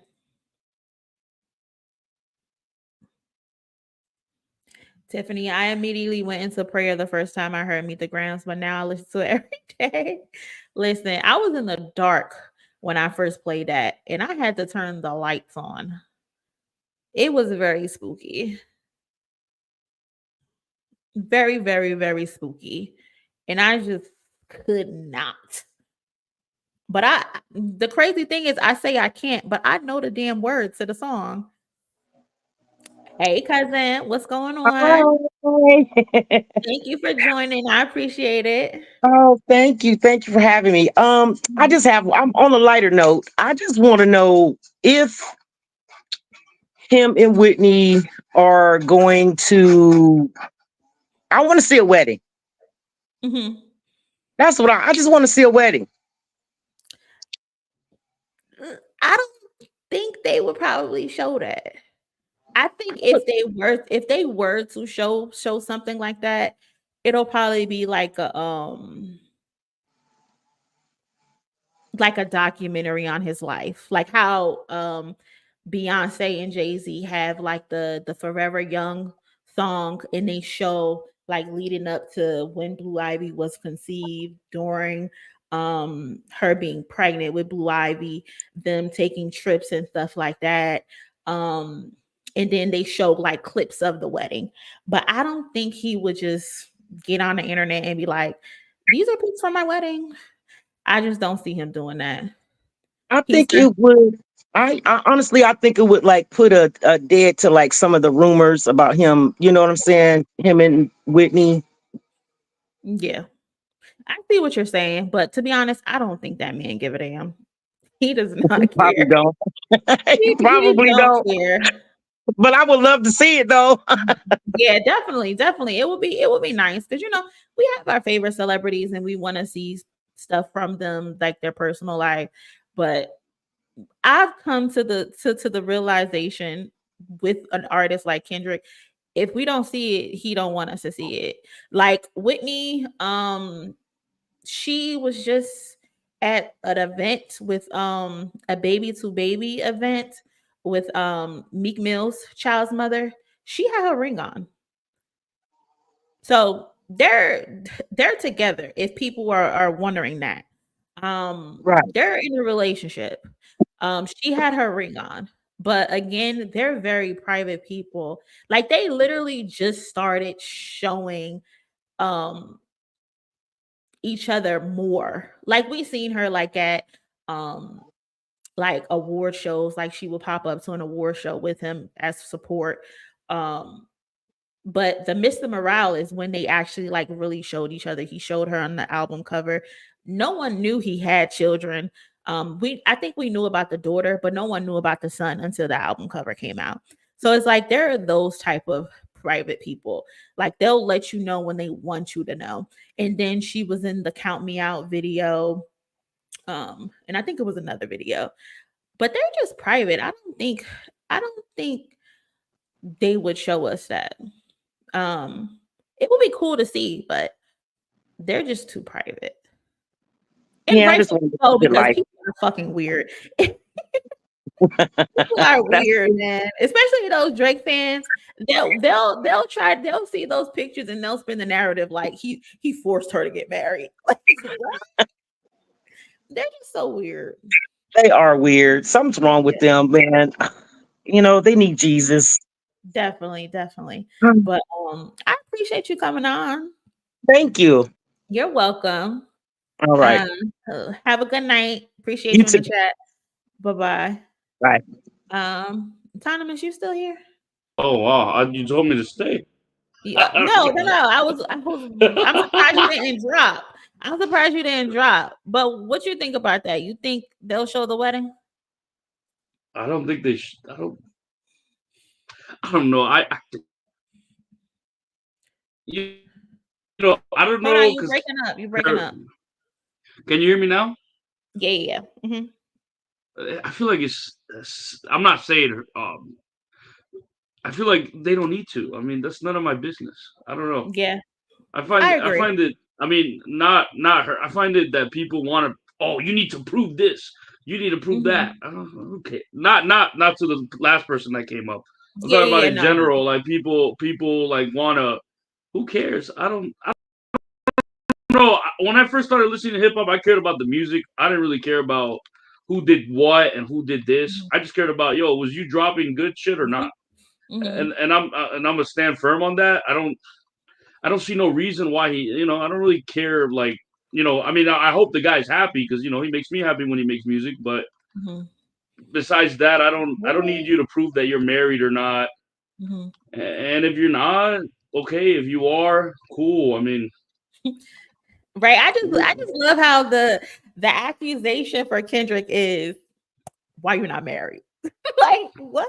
And meanwhile, then it's like, you have Drake is like, oh, you're a pedophile. But the issue with Kendrick is you're married, you're not married, and you put your hands on you allegedly put your hands on your girl.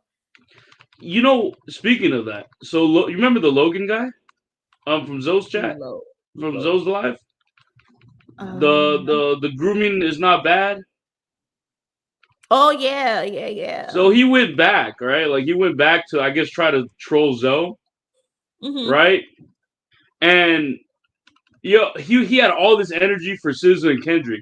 He's like, SZA, nasty bitch with BBL, fat, ugly, ba ba ba. And then when it came to and then Kendrick, fake, woke, trash. And then we asked him, hey, so what are your thoughts about what's your thoughts about what actors said recently about the Mother I Sober song? Oh, I don't agree with everything he says. I'm like, you got all that energy They pick and choose. for a BBL, and you do for someone making fun of sexual assault, man. So I don't know. Rules for these and rules not for me. Yeah. It's just odd. Hold up. Odd world, man. Odd world. Hey Frank, Hey, what's up, man? what's up, bro? Chilling. So, hey, so here's the thing that I was, because we're looking at, all of this fake outrage. To me, it's fake outrage over the interview. Hmm. We're talking about the questions that we would ask. Yeah, y'all can Can't, talk about that if y'all want to as well. right? But I was thinking about what could they possibly ask Drake? Like what Right. would be like what could you ask Drake? Like what could we say or bring up to ask Drake at any given time? Like for me, it's like why are you so hell bent on bringing women into the beef? Like why are you so hell bent on trying to destroy families? Great question. Because that to me is like his mo, and I don't know, you guys kind of know me because we've been hitting it up in the Discord a lot. Where I come from, all of that would get met with straight up resistance from the homies. You know what I mean? If you're Hmm. pillow talking, your to your homeboy's baby mama, whatever it is, you're gonna get dealt with. You're gonna get that DP. You're gonna get that disciplinary action on you. Where does Drake come off doing all of these things? Hmm. I'm to me, it didn't sit right in my spirit hearing how he addressed Whitney. Hmm. How he even like lately what we were talking about on the Discord with putting the Solang picture, trying to get at Hov at Jay-Z. Now Hmm. why is it that you're habitually Salon. crossing the line? Salon, yeah, crossing the line. Sorry, I get sometimes I get the pronunciation. I don't want people in the chat to be confused. Like, who the fuck is Soleil? Yeah. So yeah, you got to correct me sometimes. So, but the whole point is like, why do you always bring women up into the conversation? Like, why do you always do that? Like, with that video we shared of him on stage, getting sassy with an invite to his party, like, hey, why are you? This is my party. You should be having fun. Like, it's like, Like, why? sir, you should Yeah, be enjoying yourself. Why are you watching me? yeah, like, why are you so comfortable addressing women He that feels way? threatened. He thinks Yeah, the and party's gonna die over there. but you know what I notice is that all of his fans, all of these incels are just like that. Mm-hmm. Yeah, I can. That I think it's this though. Not to cut you off, Frank. I think it's been not being taught how to be a man. His father don't know how to be like of having given a woman being giving that woman that feeling of being comfortable. And you see the little weird moments that he's had with females, you know what I'm saying? So he learned from his father of not really being that type of guy that make a woman feel comfortable. Like, cause that's what you're supposed to do, and not make a woman feel like she's uncomfortable being around you or being alone, or you're gonna say something weird to her. Like Drake don't know how to be a gentleman, but he's gotten away with being a fake guy that cares about women because that's the route he went and it's easy for him to do. But I think his thing is that he don't know how to be that way, and he be that creep all the time, and then it get exposed. But his fans, his male fans, like they are the same way. You know what I'm saying? They don't know how to respect women. Look at academics. He's a creep. You know what I'm saying? How he talk to women. So I think it comes from his upbringing and his mother. He probably never listened to his mother on how he should be towards women. what That's one what thing Kendrick said. one thing that pissed me off lately was did you guys see that Adam 22 thing where he's like hugging on this on a pregnant black woman Yeah. Yeah, and rubbing her stomach and talking about, oh yeah, I'm a rapper now. Like but act and everybody co-signs that type of shit. I don't They understand it. don't correct it. I don't understand hmm why they co-sign that kind of negativity.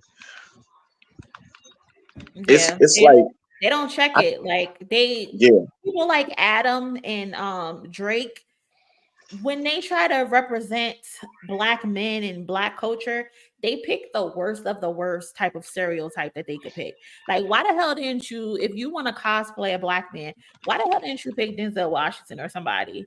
You pick the gutterest of the gutter and think that's the representation of black men. That's what they think. And then they have these black men around them. Academics want to get on the phone and laugh about it. None of them check them and they think that it's cool. yeah.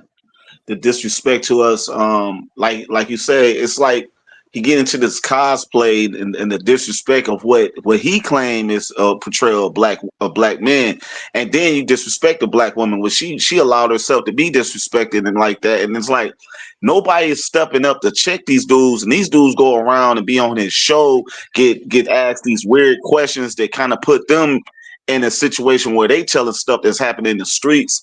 It's like, man, I'll be like, I don't know how people watch Adam 22. Like I said in the Discord, I was he's he's one of them people he's gonna always have moments where he's being a creep and being weird. Like he's never shown any positivity in anything that he's done.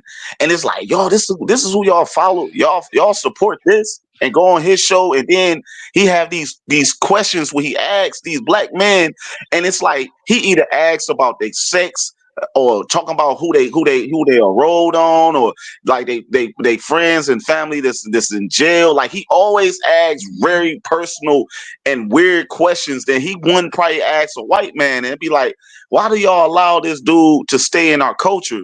Like he shouldn't be. It's not like we should counsel somebody, but it's like, man, we should. Nobody should want to go on his show, and y'all don't see it, and he just sit up there and he disrespect our culture and disrespect black men and black women all the time, and that's why he says the things he says, because he don't got away with it. Yeah, nobody You checked know, his chin. his old content used to just be about just SoundCloud rappers, right? It wasn't even like talking about gangs and stuff. But once he got popular and he knew it could make money, tons of it, he Mm-hmm. switched his content around. When the SoundCloud era was like, I'm not to say dying, but when it was like not as popular anymore. Mm-hmm. And he But used to actually have content related to music, and I don't know why. I guess because of money, he just changed it up completely. Now, is this what we can consider the state of hip hop? I mean, is this what the state of hip hop is? I mean, is that what we're seeing? Is that what we're up against? Because, unfortunately, it's a whole group of people that act the same way. There's a lot of content creators. There's a lot of weird ass Drake defenders in the comments. Like on my threads, you guys can look me up in threads. I'm always going to be Frank T because it's probably the same picture.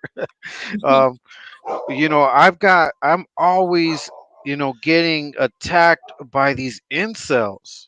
Yeah. And it just seems to me like, hip hop right now, what in parentheses or in quotes, right, in loose quotes, hip hop has become a good like a fertile ground for incels. People that talk bad about women, that don't care about children. I mean, look how what you said. They talked about this little kid that wants to dress up like Kendrick Lamar. They're sending them death threats. They talk about little kids. They go at them like, I mean, there are obviously a lot of victims, that are children in this whole mess too. I mean, look how long Diddy was in the game before he fell. So all of these things, is this what hip hop has become? I mean, is this our reality? Right. And I guess that's my question to you guys. I mean, is this what we've become? I don't think, like FN said, it's not the total state of hip hop, but it's a segment, and it is loud, and it's like we have to take the steps to fix it because it's starting to leak into everything. I don't know if it's the whole segment. I've been. This is my take. It's gonna be a really hot take.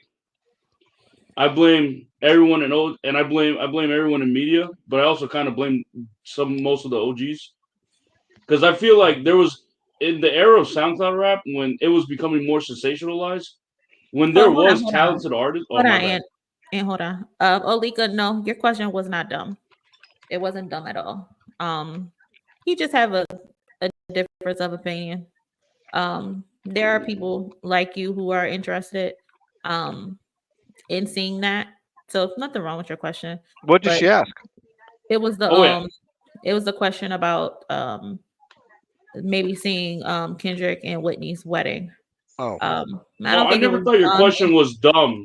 I never thought it was dumb. By the way, I was talking in general. Yeah, it wasn't just he's you. not interested in it.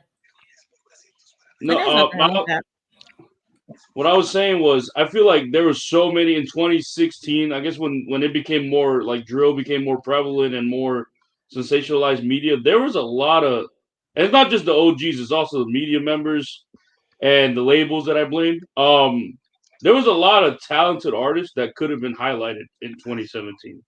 There was a big roster compared to now. There was lots of artists you can just listen to from that they never got the highlight I feel like they deserve.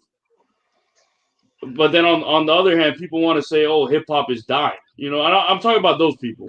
I want to say hip hop is dying, but then there was artists in 2016, 20 that were very talented that I don't think got the highlight that they deserve. Sadly, and I do think that actually kind of leads the problem.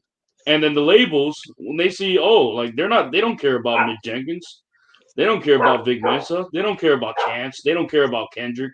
I'm saying in general, by the way. Yeah. They don't care about these artists. What they care about is little Sherpy Slurp. They just want whatever is selling. They don't care if it's good or not. It's not like before where if your shit sucked, you was put on a show. There's no such thing as a one-hit wonder anymore. We used to have a lot of those back in the day. Well, at least when I was coming up, we don't have that anymore because you can put something out that sucks, sells nothing, no one's rocking with it, but you'll still have another opportunity to put something else out. And the labels are okay with it because they have some sort of social media following. That's how a lot of these artists are being created because they have social media following from something else. So they put a mic in their hand and say, "Hey, make some music." Yeah, Have you seen the people that literally don't rap? They literally don't know how to write a single lyric. They just, hey, you look pretty. We're gonna make you a rapper. Like that. That just bothers me. That was bothering me. It started in 2017, 2018. It was like, hey, bro, these people are not even. I don't really care if you don't write, but the thing was, these people didn't make music. They didn't write. They didn't do nothing. They're just, hey, they either look good or they had some presence. And I'm like, why are we letting these Build-A-Bear rappers out here? You know, in Meet the Grams towards the end, when Kendrick says, you know, you lied about the only rapper that could give you and offer you some help.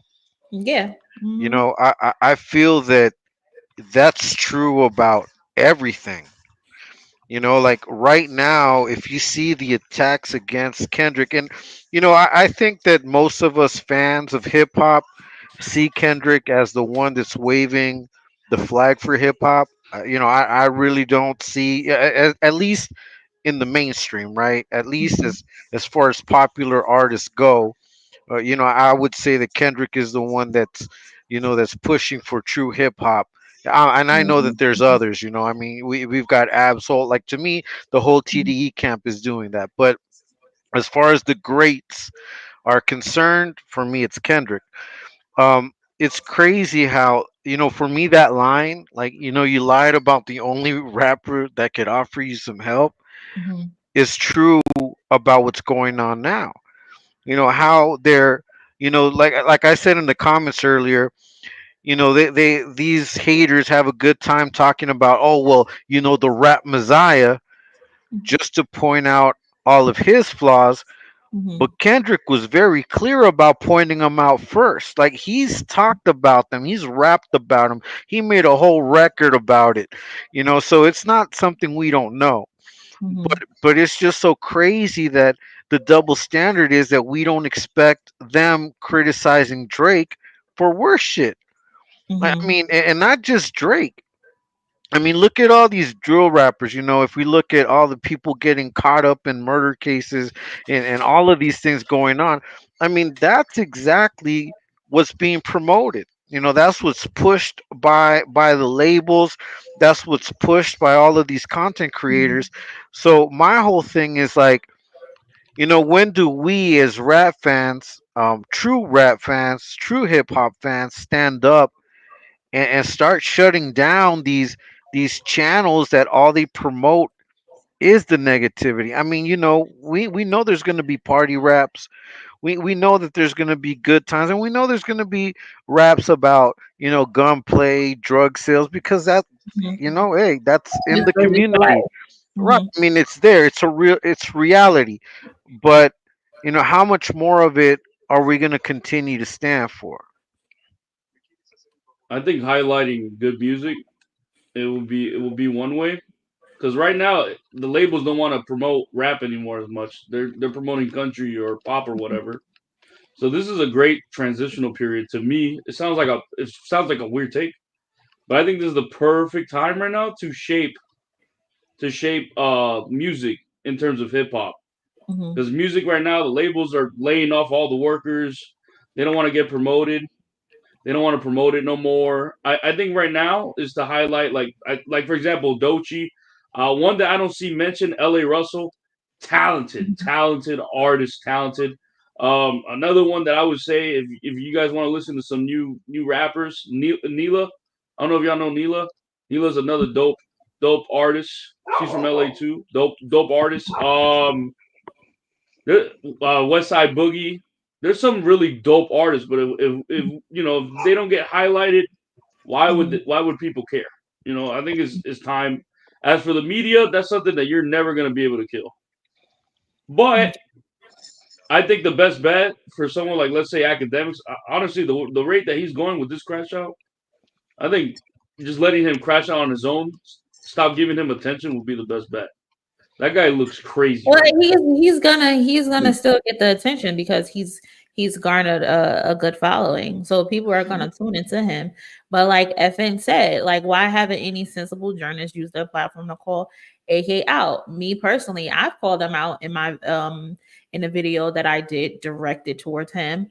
But my platform isn't that big. I'm still growing. So people aren't really going to pay attention or say, oh yeah, Moni know what the fuck she's talking about. But like she said, we need someone who's really gonna sit down and call him out. But no one's gonna do it because why is it okay that he said the things that he said the other day, No, that making was fun crazy. of a child possibly being SA'd? And then you go into great details of the act. Like it's very weird. Like what I No, don't that's disgusting. understand. Sorry, I'll let you guys go. But what I don't understand, because I know that you were also talking about Diddy's new victim, Moni. You were talking Mhm. about that. Is that we're seeing this in real time.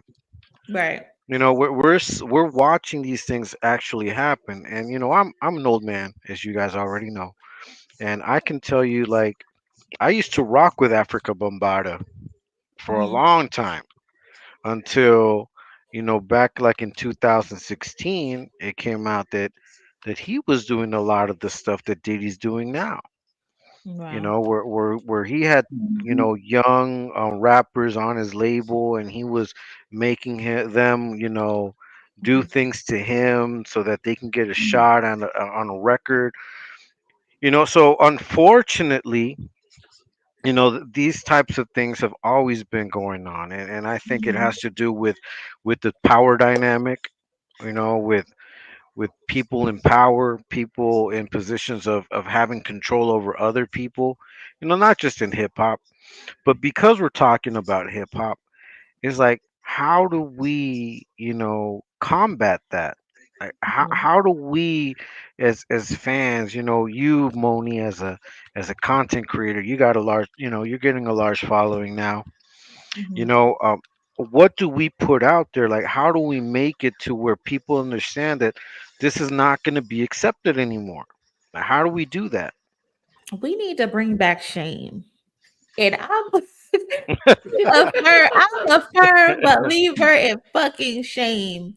Y'all, Yeah. some of y'all saw me today in the what's the damn platform's name? DJ had Elliott and Jeremy. The bigger picture. Yeah. Y'all saw me in the comment section and I was shaming Elliott. I don't give a damn if I'm still fighting my way up and possibly could ruin a connection.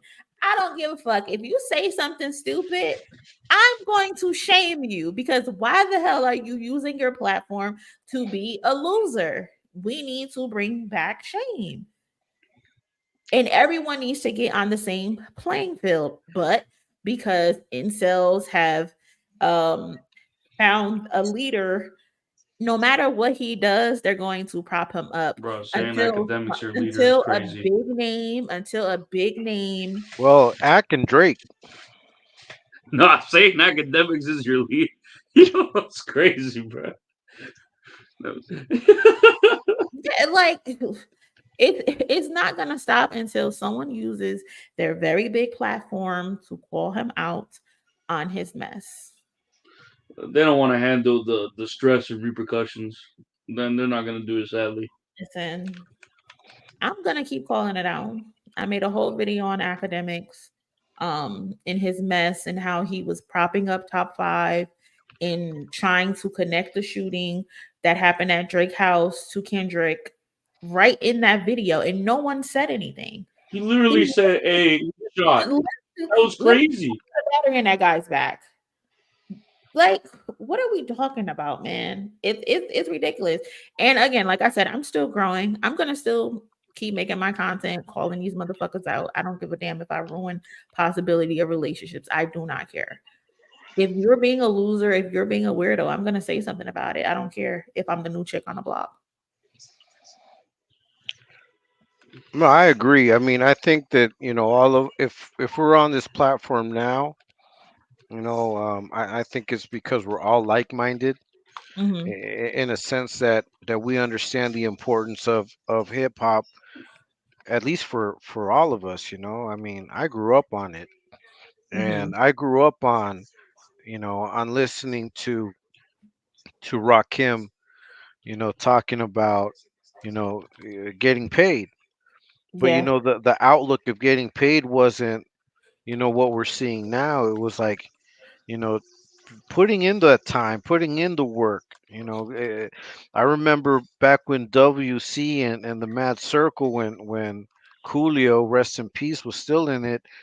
And they talked about paying your dues. Gotta Yeah. pay your dues.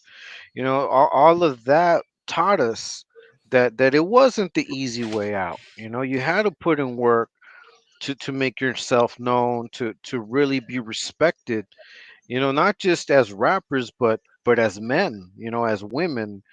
I remember, Lauryn Hill, unfortunately, she only put out one solo album, Mhm. but just, all that energy somehow got sucked out of hip hop. Mhm. It got taken out. And what we were left with was the Cash Money version of hip hop. The The bling bling era. Yeah, bling bling era. To me, at my age, I blame that era, Mhm. for what we're seeing now, because a lot of other artists cashed in on that, talking Mhm. about jewelry and women and having this and that. And then Drake just took it to an even further level, I to think where, we blame the Drakes of the world, the melodic raps of the world on Kanye West. yeah, me too. Oh, come Yeah. on. You can't do that to the GOAT, man. Y'all can't do that to the No, GOAT. I say this with love about the old Kanye West. I say that with love, but his breakthrough of him beating, I literally said this in my last video, him beating 50 Cent in that sales battle was the turning point of melodic rap and hip hop, because it showed, oh, okay, we can, the backpack rapper, the singing rapper, the producer, the geeky skateboard kind of kid. Oh, we don't have to be hip hop, shoot 'em up, bang bang rap anymore. This can sell, and that's where we got the Drakes of the world. Um, and now it's giving us some good stuff, but it's also giving us some bad stuff. But to be fair, he also kind of spawned the Kendricks and the Coles, and like he did spawn every rapper of this era was kind of spawned by Kanye.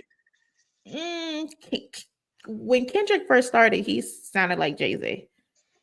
When you go listen to his K Dot album, that's Jay Z. Now, do I think he probably took some things from Kanye? Yes, but that Kendrick first started, I don't see Kanye at all. I don't see it at all. Well, not when he first came out. I think I'm not in terms of. I don't think he took like his style, because I think his style is more of like Wayne met Andre, Andre met Eminem, met Jay Z. That's usually where he gets.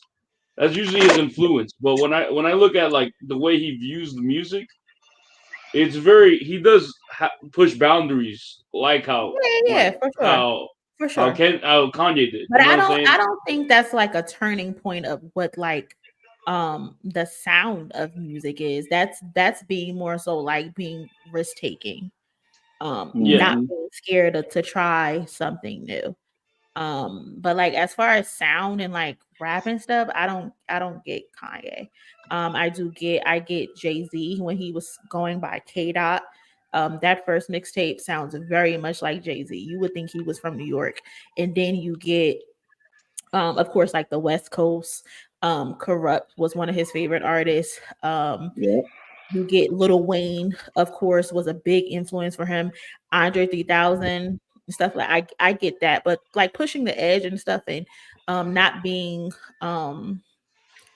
one dimensional, I can see that as far as Kanye goes. But that turning point of after that sells with him and 50 Cent, that's when we got more melodic rap. Um Ja Rule was like the oddball, where they used to make fun of him for being the rapper singer making the pop songs. Yeah. And Drake was like, okay, let me take what Ja Rule did, let me add what Kanye did, and now we have this bullshit today. But again, like I said, some good has come from it. It wasn't all bad, but it put a hurting on hip hop, I would say. Fair. I think artist development is lacking, and you That's got to it. blame these labels Facts. because That's it. y'all. I didn't even know y'all that SZA was in the background of that freestyle, that cipher with TDE. Like that's Oh, dope to me. Yeah. That she the BET so cipher. yeah, I didn't even know that. And that Yeah. was in 20 what was 2013. So Thirteen, she 14. didn't what year did she really when her music took off, if y'all remember? 2017, 2017. So Yeah. 4 years, y'all. That's 4 years of her developing as an artist and seeing what worked for Kendrick and worked for Schoolboy Q and J Rock. Like she's watching this type of stuff, and she's in the studio, or she's watching how they promote certain stuff and seeing what music works. So artists with their development, they not going through that. They not going through that, and then they just been put out there, and it's not even raw talent. It's just like you're not even learning how to make an actual song to make another actual song, like what 50 Cent was saying, what Jam Master Jay put him through, of writing a song and literally been like, all right, can you make a better song than that? And 50 talked about artist development, and that made him a better writer. So a Yeah. lot of these artists, we haven't seen too many good albums, y'all. Like, remember when it was like a time where you will have a bunch of CDs, a lot of albums in a year. We'd be like, dang, who had the best album? Because artists was developed to just like make more than just 3 songs on an album. Like I think now it's like, y'all, it's lack of that. I think some of the female rappers It's doing a make process. better music than them, Yeah. than the And male you're artists. and you're so right as far as like the artist development goes, because a lot of people did not realize that was SZA in the background of that BET cipher. Um and and you see that a lot with TDE. They'll have an artist that's just sitting in the background learning, and people are like, well, what's taking them so long? Why does CDE not put out music? Why do they hold their artists back? No, they're still operating on the old system of what the industry used to be. The new girl Alameda, I still don't know how to pronounce her name, but the punk rock chick, she's been on TDE for 4 years, y'all. Mm. They just put Hey, out her EP. She's been with them for 4 years. So it's a continuing cycle with CDE. They're not, if you're not ready, they're not putting you out there. Yeah, but I think that also, that's what's missing in the rap game, and that's why I kind of like TDE. Not even Now, the rap game, the industry as a yeah, whole. Artist development is in the dirt. These people, and it's because these people, a lot of these people did not want to be singers, rappers, or whatever. Mm. Like the greats or the people from the past, they had dreams of being artists. Like that's what they wanted to do when they grew up or when they first started out as kids. They wanted to be rappers and singers, and they would do the Walmarts, they would do the Best Buys to promote themselves. Now it's just you got 30K followers on TikTok, you're an artist now. Go do this club. and the Yeah. thing is, back in the day, they would have people that would also control the whole appearance, like what they Mhm. would say in an interview. Yep. Now you've got social media, so they can just write out whatever they want. They can, film and do lives at any given time Yeah. without any control over it. So, you got artists, putting their foot in their mouth constantly, and selling a negative image of themselves. Mhm. Now, as far as like melodic raps, just so just once again, I remember when Bone Thugs and Harmony came out, and how people were like, "Oh, what's this singing and rapping shit?" Mhm. And I remember that, and I remember a lot of people didn't take lightly to it, but Yeah. it all comes for full circle, and I think that at Mhm. the end of the day, content and substance matters. Yes. What we listen to and what we give priority to is going to make a difference. And what sells. We could. I think hip hop in the became almost elevator music to where now you have a song which is more of a gym song. Like you're gonna put a playlist just to go to the gym and work out, or you got a playlist to drive, but you're not listening to the lyrics. You know, Mm-hmm. you're not sitting around and trying to understand the message behind, what the artist is putting out. And I think that when we talk about artist development, are these artists, like you said, Tuzo, are these artists really developed, or are they just good, flowing over a beat? Mm-hmm. No, I can tell you right now. I can tell you right now, it's not encouraged. And I know that because I was making music like in a point of time, and they were like, you can't make songs over 2 minutes and 30 seconds. It has to be accessible for TikTok. And they said, what's the other thing they said? They Scratch the said, bridge. Fuck the bridge. yo, yeah, they said that. They said that. So I was like, they were trying to develop, I guess, and they're like, oh, you got to rap on just this type of beats. Yeah, it sounds really good, but it's not drill. And I was telling them, yo, I don't kill people. I don't know about that life. What the hell? Do I look like rapping about that shit? Right. Oh, it'll look It's, good. A Cuban guy rapping. I'm like, what the fuck do I look like, bro? I was fucking while they were killing people. While they were struggling as kids, I was playing Dragon Ball Z in my fucking living room. Like, what do I look like talking about that? So it is actually not encouraged. It's like what they want is like, hey, how can I get something as instantaneously? It is very encouraged. yeah, the So box artist in. It's the box artist in, and just not have a nice selection of different sounds. I mean, it's a few, but it's still almost like they telling you what type of artist you should be.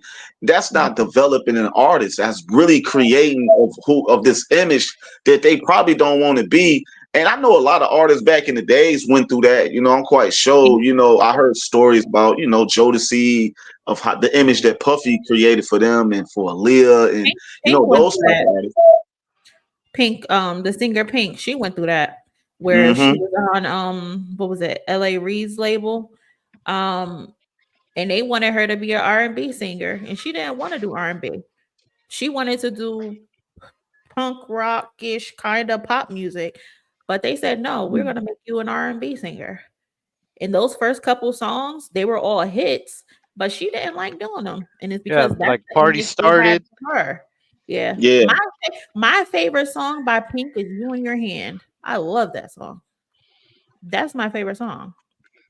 But she has a lot of R&B hits, but you won't ever see her performing them because it's not her.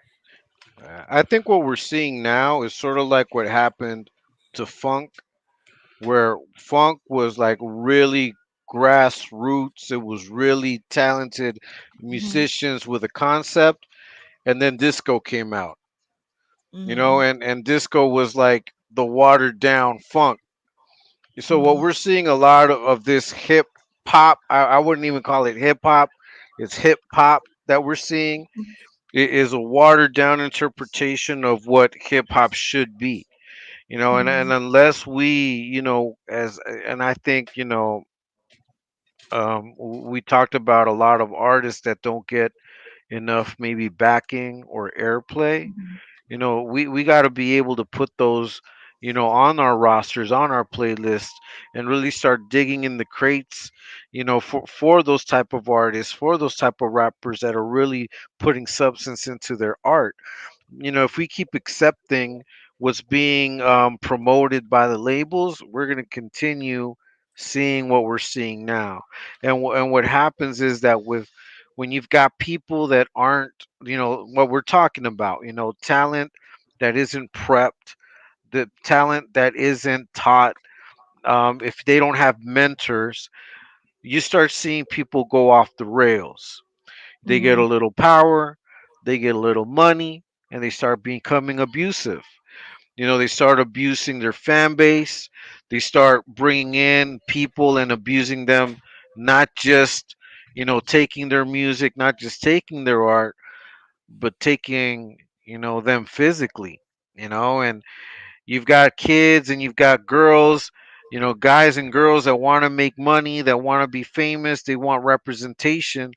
They're willing to sell themselves, their bodies, their mind, and everything to become famous.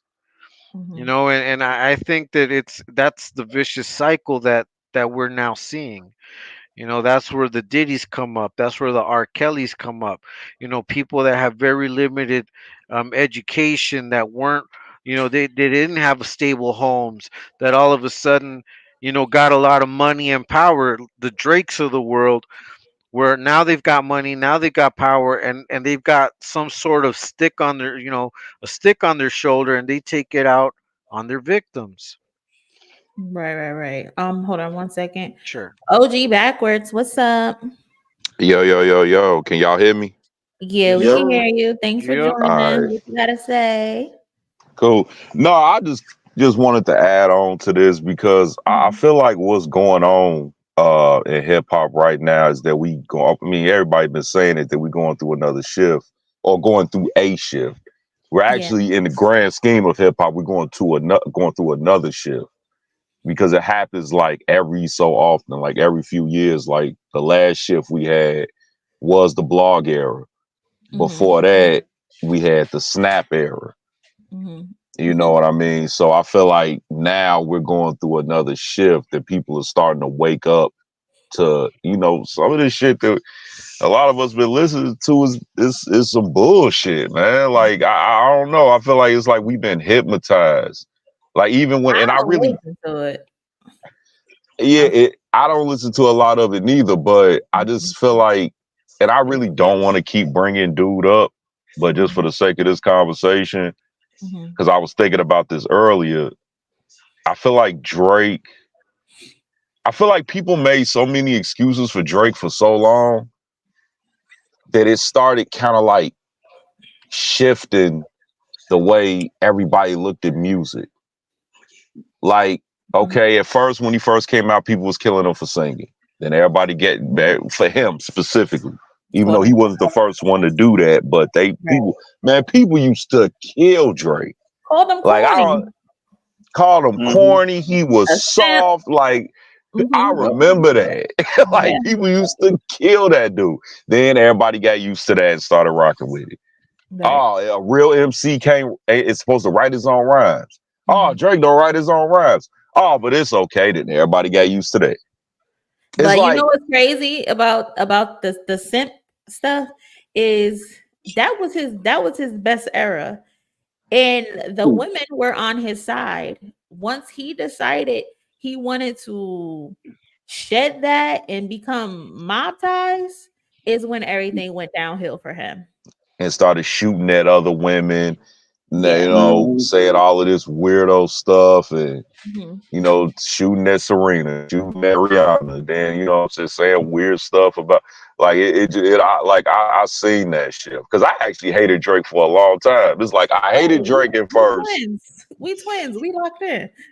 I don't think y'all No, hated like on longer than me though, no, Never y'all. was I'm a talking about fan. no. Marvin's Let me Room tell you, was my I hated Marvin's Room, y'all. yo, You let me did? tell you something. Started from the bottom is where I jumped out. I jumped out. Facts. Just started from the, and it wasn't because necessarily of what he was saying. It was the song. See, for me, I'm a music person. Mhm. I'm not really gonna get on your case about the content too much. If it sounds good, I can roll with it. Like if it sounds good, if you put this song together the right way, I can rock with you. You an artist, get off what you want to get off. Only Mhm. sometimes do I kind of get like Sexy Red, right? Sexy Red is a perfect example of what I'm talking about. I hate Mhm. Sexy Red. I Mm. hate Sexy Red. And it's not because of the content. It's Uh-huh. because of how it sounds. I don't like the Mhm. music. It doesn't sound good. Right. Mm. And I listen to female rappers. Like I'm not one of them dudes that I love female rappers. I go from Mhm. Roxanne Shante all the way up into now. So I Mhm. listen, like I actively listen to female rappers. It's Mhm. the sound of the music just don't sound good. So that's Yeah. why I kill Sexy Red because I just don't like the way her music sound. But I turn on Megan Thee Stallion in a minute. Mhm. I Her like new her Glorilla. new her new project and Glow's new project. Heat. Yeah, I'm hearing that. Hmm. And old Yeah, I girl, keep what's hearing up, that too. J2? Hey Doc, what's going on? Oh, not much. How are you doing? I'm good. I'm good. Glad you could join. You could jump in. Oh, yeah. So I agree with them for the most part with everybody's assertions regarding just the game, the state of the game. Hmm. I do want to give a little bit of pushback because I feel like 2024 has been one of the strongest years when it's come to hip hop. When you Hmm. have like various projects, like Vince Staples' project was really good. JPEG Mafia's project was outstanding. Then you have like some offshoots like Anderson Potts. Like I Hmm. feel like this is one of the better years that we've had, but it also goes along with the shift that everybody's been experiencing because for the longest time we've Yeah. been subjected to the same type of drill ass shaking music, but now all of a sudden you see a lot more variety coming about, Hmm. especially this year. So I do, and oh yeah, Mac Tommy's project was dope. So yeah, Yeah. I definitely would encourage others to go outside of what they typically listen to and actually search for these artists because Hmm. there's a lot of dope projects that are out. Yeah, I agree. I agree with you. I do. I can attest to that. The music quality has been better. Schoolboy Q had a great project. Did that come out this year? I think it did. Yeah. Mhm. Yeah, it came out in March. Dolce, Yeah. of course, great project. So I can 100% agree with you. I just think um everyone is just so consumed with what occurred as far as um putting the shift to the center stage. But you're 100% right. We did get a lot of good rap music this year. Glorilla is doing her thing. Um, and yeah, the women have been holding it down. So you're definitely right. Vince Staple had a good project. Tyler looks like he's gearing up to give us something amazing with his rollout that he's doing. So we have been in a good spot as far as music goes. We just need to get out of the the funk of the shift. But it's happening slowly but surely though. Yeah, I think with a lot of the streamers, I think they set a lot of things back as well because they looked at as the gatekeepers almost in a sense of like to tell who's hot and who's not. Like I don't want to depend on academics and Aiden Ross and them to be telling us who's the hottest artist and what But artist who is invited trash. not to cut you off, Twizzo, but who invited Aiden Ross to the party? I'm I sorry. was about to Drake. say, yeah. I don't get it. Drake. Yeah, but do we count him as like a hip hop like source? Like I don't even He's count I him don't not. as think a hip anybody hop source. does. If What's the other anything, guy name? Casanat. Like Castanet. we don't need No, them I to fuck tell with us who's Casa. hot, y'all. Like it be But I fuck nothing. with Casanat. I don't think Casanat Yeah, is mean no the harm. thing with Kai Cenat is I can separate Kai Cenat from the other guys like a academics or an Aiden Ross because he showed me during this beef that he can't be bought. Mm-hmm. Yeah, like Yeah, he you not cannot buy pushing him. propaganda. Like I appreciate him for that. He's annoying as hell sometimes. I know his neighbors hate his ass, him and his AMP brothers.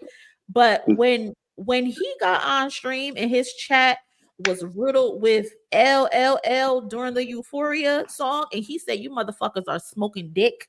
I said, "Oh, okay." He's gonna tell the truth. He's gonna yeah, tell the truth. Casanat. I'm sorry, Bonnie. I didn't mean to cut you off, No, but you're good. I was done.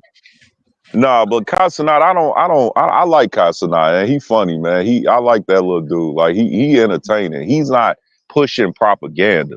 Mhm. His platform is his platform, Yeah, and he he just done said some stupid stuff outside of it, like the culture conversation. So that turned a lot of people That off was from him. kind of But a for the little. most part, for the Or most yeah, he I was. show speed Duke like had to in call the him out shower. on it. Yeah, yeah, some people don't like him for that. he jumped in the shower with I show speed. That was kind of sus. But Yeah, that was crazy. let me ask That you guys was a question. crazy. Let me ask you guys a No, question like though. Alvin Priest said, boys Yeah, being boys. yeah. Let me ask you guys a question though. Do you guys think that mumble rap is over with? Never. But No, I don't think but Aiden. no, but I it don't ain't think that Aiden many. has been. Well, hold on, because I mean, hear I'm that a asking. That's a lot. legitimate question. I mean, No, it is, right? but it's not really that many rappers that do mumble rap though. Like that I mumble was gonna rap, that say. I feel like that's a term that kind of like stuck in it, and like we never let it go. But it ain't really that many rappers that do. Future is really the only one that still dabbles with the mumble rap style. But mumble rap isn't really a thing anymore. It ain't been a thing for a long time. Yeah, it's like a boogeyman that's just out there that's used as a I feel like catchphrase. Yeah. people People fixate on don't that a like. little too much. And let's be honest, the people that were accused of mumble rap, they still rapping. What about these like one and done rappers like Post Malone or Little Dicky or why don't we talk about those people? I feel like those people were much more harmful. Like they came in and used hip hop as a get rich quick scheme. Yeah. I feel like Yeah, they're way yeah. worse than because at least 2021 got better at rapping. Future evolves Oh and yeah, like they I'll both rock with evolve 21. sound. You know what I'm saying? Like what evolution? These people come, they get their album, and then I was an influencer the whole time. Y'all had the wrong idea of me. I was not. I was a country artist. You mean Oh, like I was Tommy a pop Richmond? artist. Post Malone. Tommy Yeah, like Richmond, which is like the current one. yeah, Yeah, he's another one. yeah, but to be fair, and I've been hearing that a lot. Hold on one Yeah, second. Let me get Kwani in here. Hey, Kwani. What's up? What's up, son? Kwani. Just got Yeah. off work not too long ago. I was just in here just showing love. That's all. Appreciate you. No problem.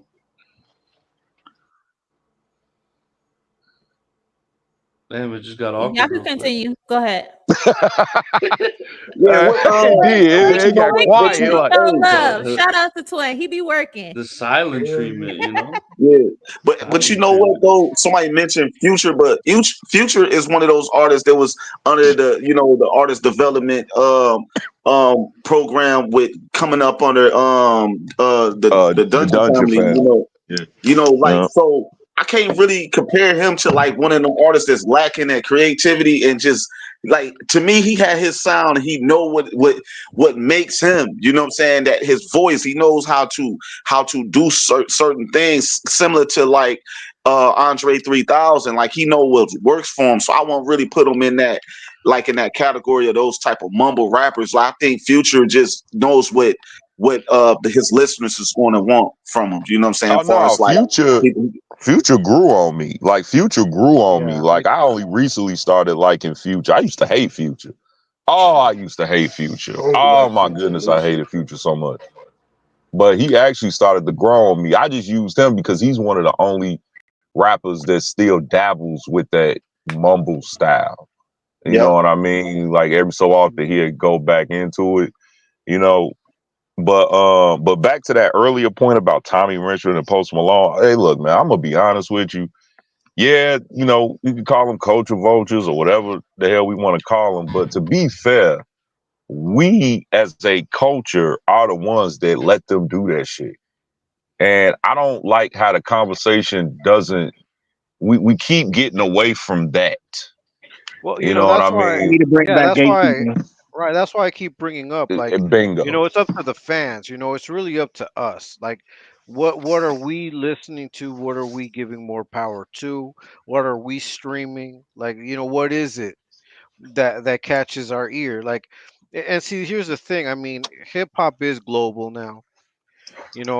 So you've got kids in Japan, you've got kids in Berlin that are streaming a lot of artists that they find to be hip hop, but it here, stateside, we wouldn't consider hip hop, or we wouldn't consider of the culture per se. So I mean, I think that that ship sailed where it could be controlled, or it could be like you could set limits to it, but at the end of the day, once again, the power is in the listener. The power's in the listener. The power is in the DJ still. Not like the DJ used to be, but like the radio. What I'm saying is that we got all of these people that get on these platforms and complain about people taking from our culture and misusing our culture and putting down our culture, but then we be the first ones with open arms to let them into the culture. And on top of that, not in real life, but on the internet, we'll pay a white boy that has nothing but love and respect for the culture does. Eminem gets disrespected, like I said, on the internet, because in real life, I know a ton of black people that love Eminem. I remember when black people loved Eminem. Like, so this new narrative that I've been seeing coming off in the past few years is like black people don't listen to Eminem. That's not true. That's totally untrue. But using him as an example, Eminem, since the moment he's been in hip hop, has shown nothing but respect, love, and has been gracious and has uplifted the culture from the beginning. And too many people out there give him their ass to kiss. But we accept a lot of these other dudes that come in and don't give a fuck about hip hop, use hip hop, go off and do some other shit. Oh, now we killing them. No, man, no. You accepted this dude. You thought the shit was fly. You saw the white boy with the grills and looking like, no, nigga, no. It needs to be some type of self-accountability when it comes to shit like that. Just because you see a white boy that can dance or a white boy that's into it, like, okay, you can't just instantly be like, oh yeah, he's one of us. No, he ain't one of us. Because again, referencing Eminem didn't always get that treatment. In the beginning, they treated Eminem like shit. Oh, this white boy rapping, and then what is he talking about? He rapping about his mama and all of that. He's like, no, okay, that same energy that was happening in 98, 97, and 99, we need to bring that back to here now, and you won't have the problem of people coming into our culture and using it up and taking it somewhere else. And that goes for the black rappers too. It's a bunch of black rappers that use rap as a get rich quick scheme. They not artists, they Well, we just just saw street niggas that just so happen to rap. We just saw Boss D-Lo say, I won't involve my style. Like, he rapped on Glorilla. He kind of ruined the feature. I ain't gonna lie. Yo, Glorilla's on some different type of timing. He didn't even match it. And his first response, y'all want me to rap like Kendrick Lamar? Dude, you sound the same every song. You sound like you're trying to sell me a car. I don't really know But when he I ain't gonna be rap, I'm around gonna next tweet. year. I'm gonna talk, I really talk, I know I tweet. Any other bitches that want to talk, they want to. Like, dude, you sound the same on every track. You are an infomercial commercial. But you can't really get mad at rappers like that because those rappers are not gonna last. He won't be around next year. Probably like not. let him enjoy his moment and then he gonna be gone. All of these dudes like that, even though and he got some shit that I like, but dudes like that don't care about the craft. If you look at the landscape of hip hop, they don't last. They here today, gone tomorrow. Yeah, and those type of artists that had that type of just stay with the similar type of sound that they just keep going with it, they gonna crash out on their own careers. Like you can't, like us trying to lend them like advice or stuff that they don't care about it. You know what I'm saying? So just let them have their moment. I mean, hip hop is, it's not gatekeep anyway. So it's like, all right, Which it he have should his be, moment. and that's the problem. His music is not going to be hot, probably because it's almost like a 6-month thing. You be on fire, and then it be like, okay, we don't see no change in your sound. And sometimes when rappers switch their flow, it sound bad, and they kind of ruin their career by doing that because people so used to a certain sound. So I mean, I don't think he gonna be here that long. I mean, I give it to early next year, and we won't be hearing him like that. That's why I didn't take what he said about Kendrick. I didn't even take that as a real diss. Like I just Kendrick is he number one right now, as he should be. And I think what it is that people know they're not gonna, some of these guys are not gonna reach that level ever, and they're just gonna conform to whatever they can get, and that's okay. It's like, you've got supermarkets and then you've got mom and pop stores. There's a space for everybody. And I think some of these guys don't want to be compared to Kendrick, don't want to be asked to rap like Kendrick, but they should also keep their mouth shut. That's what I think. They should just let it go, continue to do what they're, to do their own thing. And that's it. If you've got a fan base and if you're making some money, hey, cool. You don't gotta bring up Kendrick's name. You don't got to bring up anybody else's name. I remember back in the day, rappers didn't do that. They would, they would stand 10 toes down on their craft, on their raps, on who they were, and that's what they promoted, unless they were beefing. But other than that, you wanted to be original. You wanted to be, apart from everybody. That's why if you go back 80s and 90s, you can find so many different types of rappers. Now all of a sudden everybody want to sound the same. They shouldn't want to sound the same. Now that's what I think. Hold on, Frank. Yeah. Not to cut you off, but Sure. I wanted to get this super chat. Do you guys think Lil Durk is done?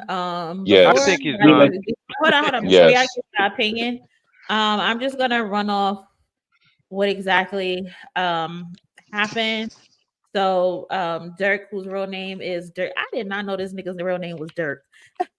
Durk Devontae Banks was arrested in Florida on October 24th on charges related to unaliving for hire scheme. The feds allege he was involved in orchestrating the 2022 killing of Lil Pub, I think that's his name, Lil Pab, the cousin of rapper Quando Rondo. The alleged plot is believed to be connected to the 2020 death of King Von, Durk's close associate.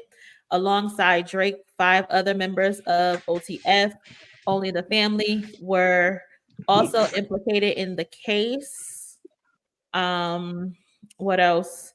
The feds said they obtained iCloud records of Lil Durk advising an associate of his in the alleged unaliving plot, stating they obtained access to Durk's iCloud through legal process as Apple complies with valid search warrant subpoenas.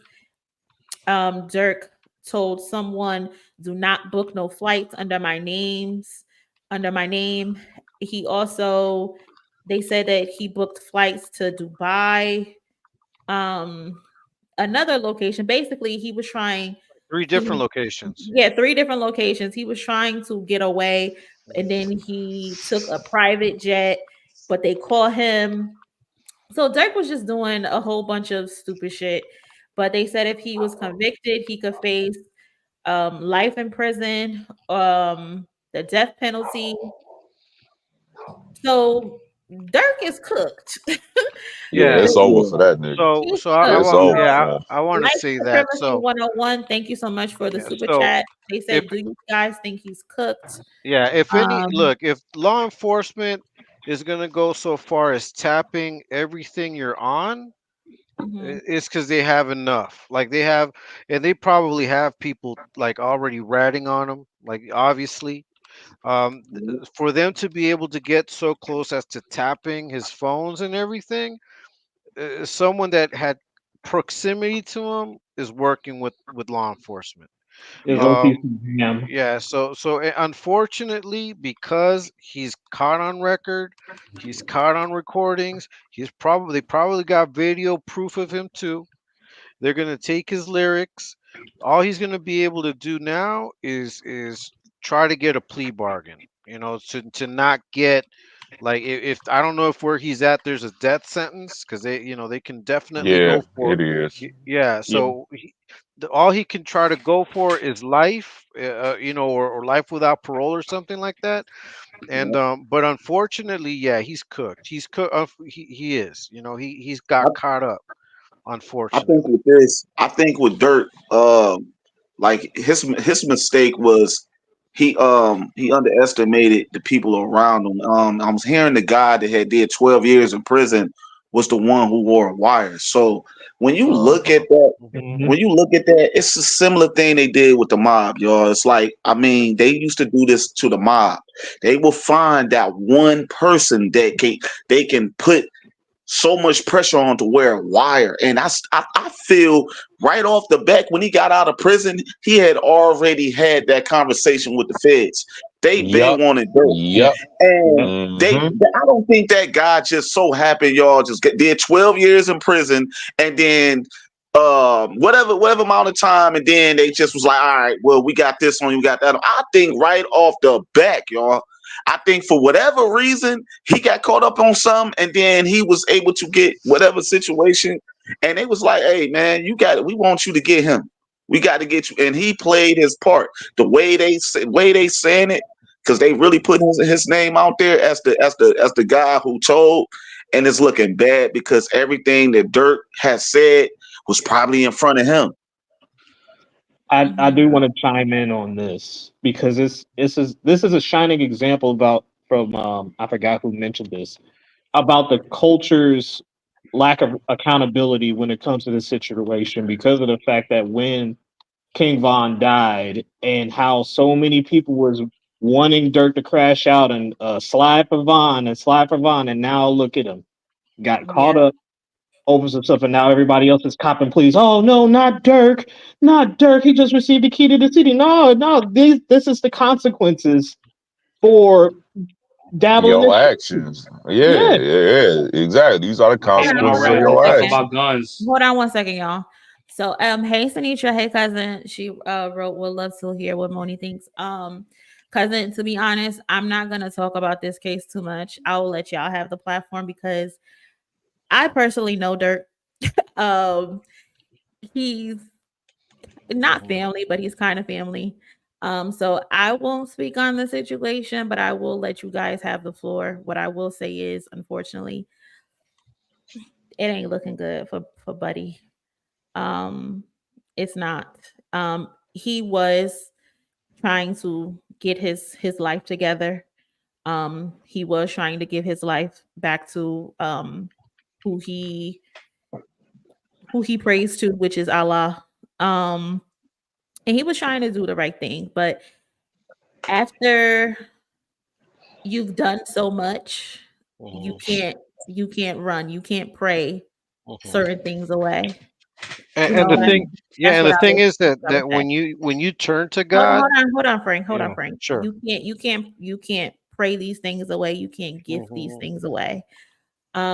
So he's not in a good position right now. And what I will say is that I'm praying for India, because I know her and I know she's a good woman.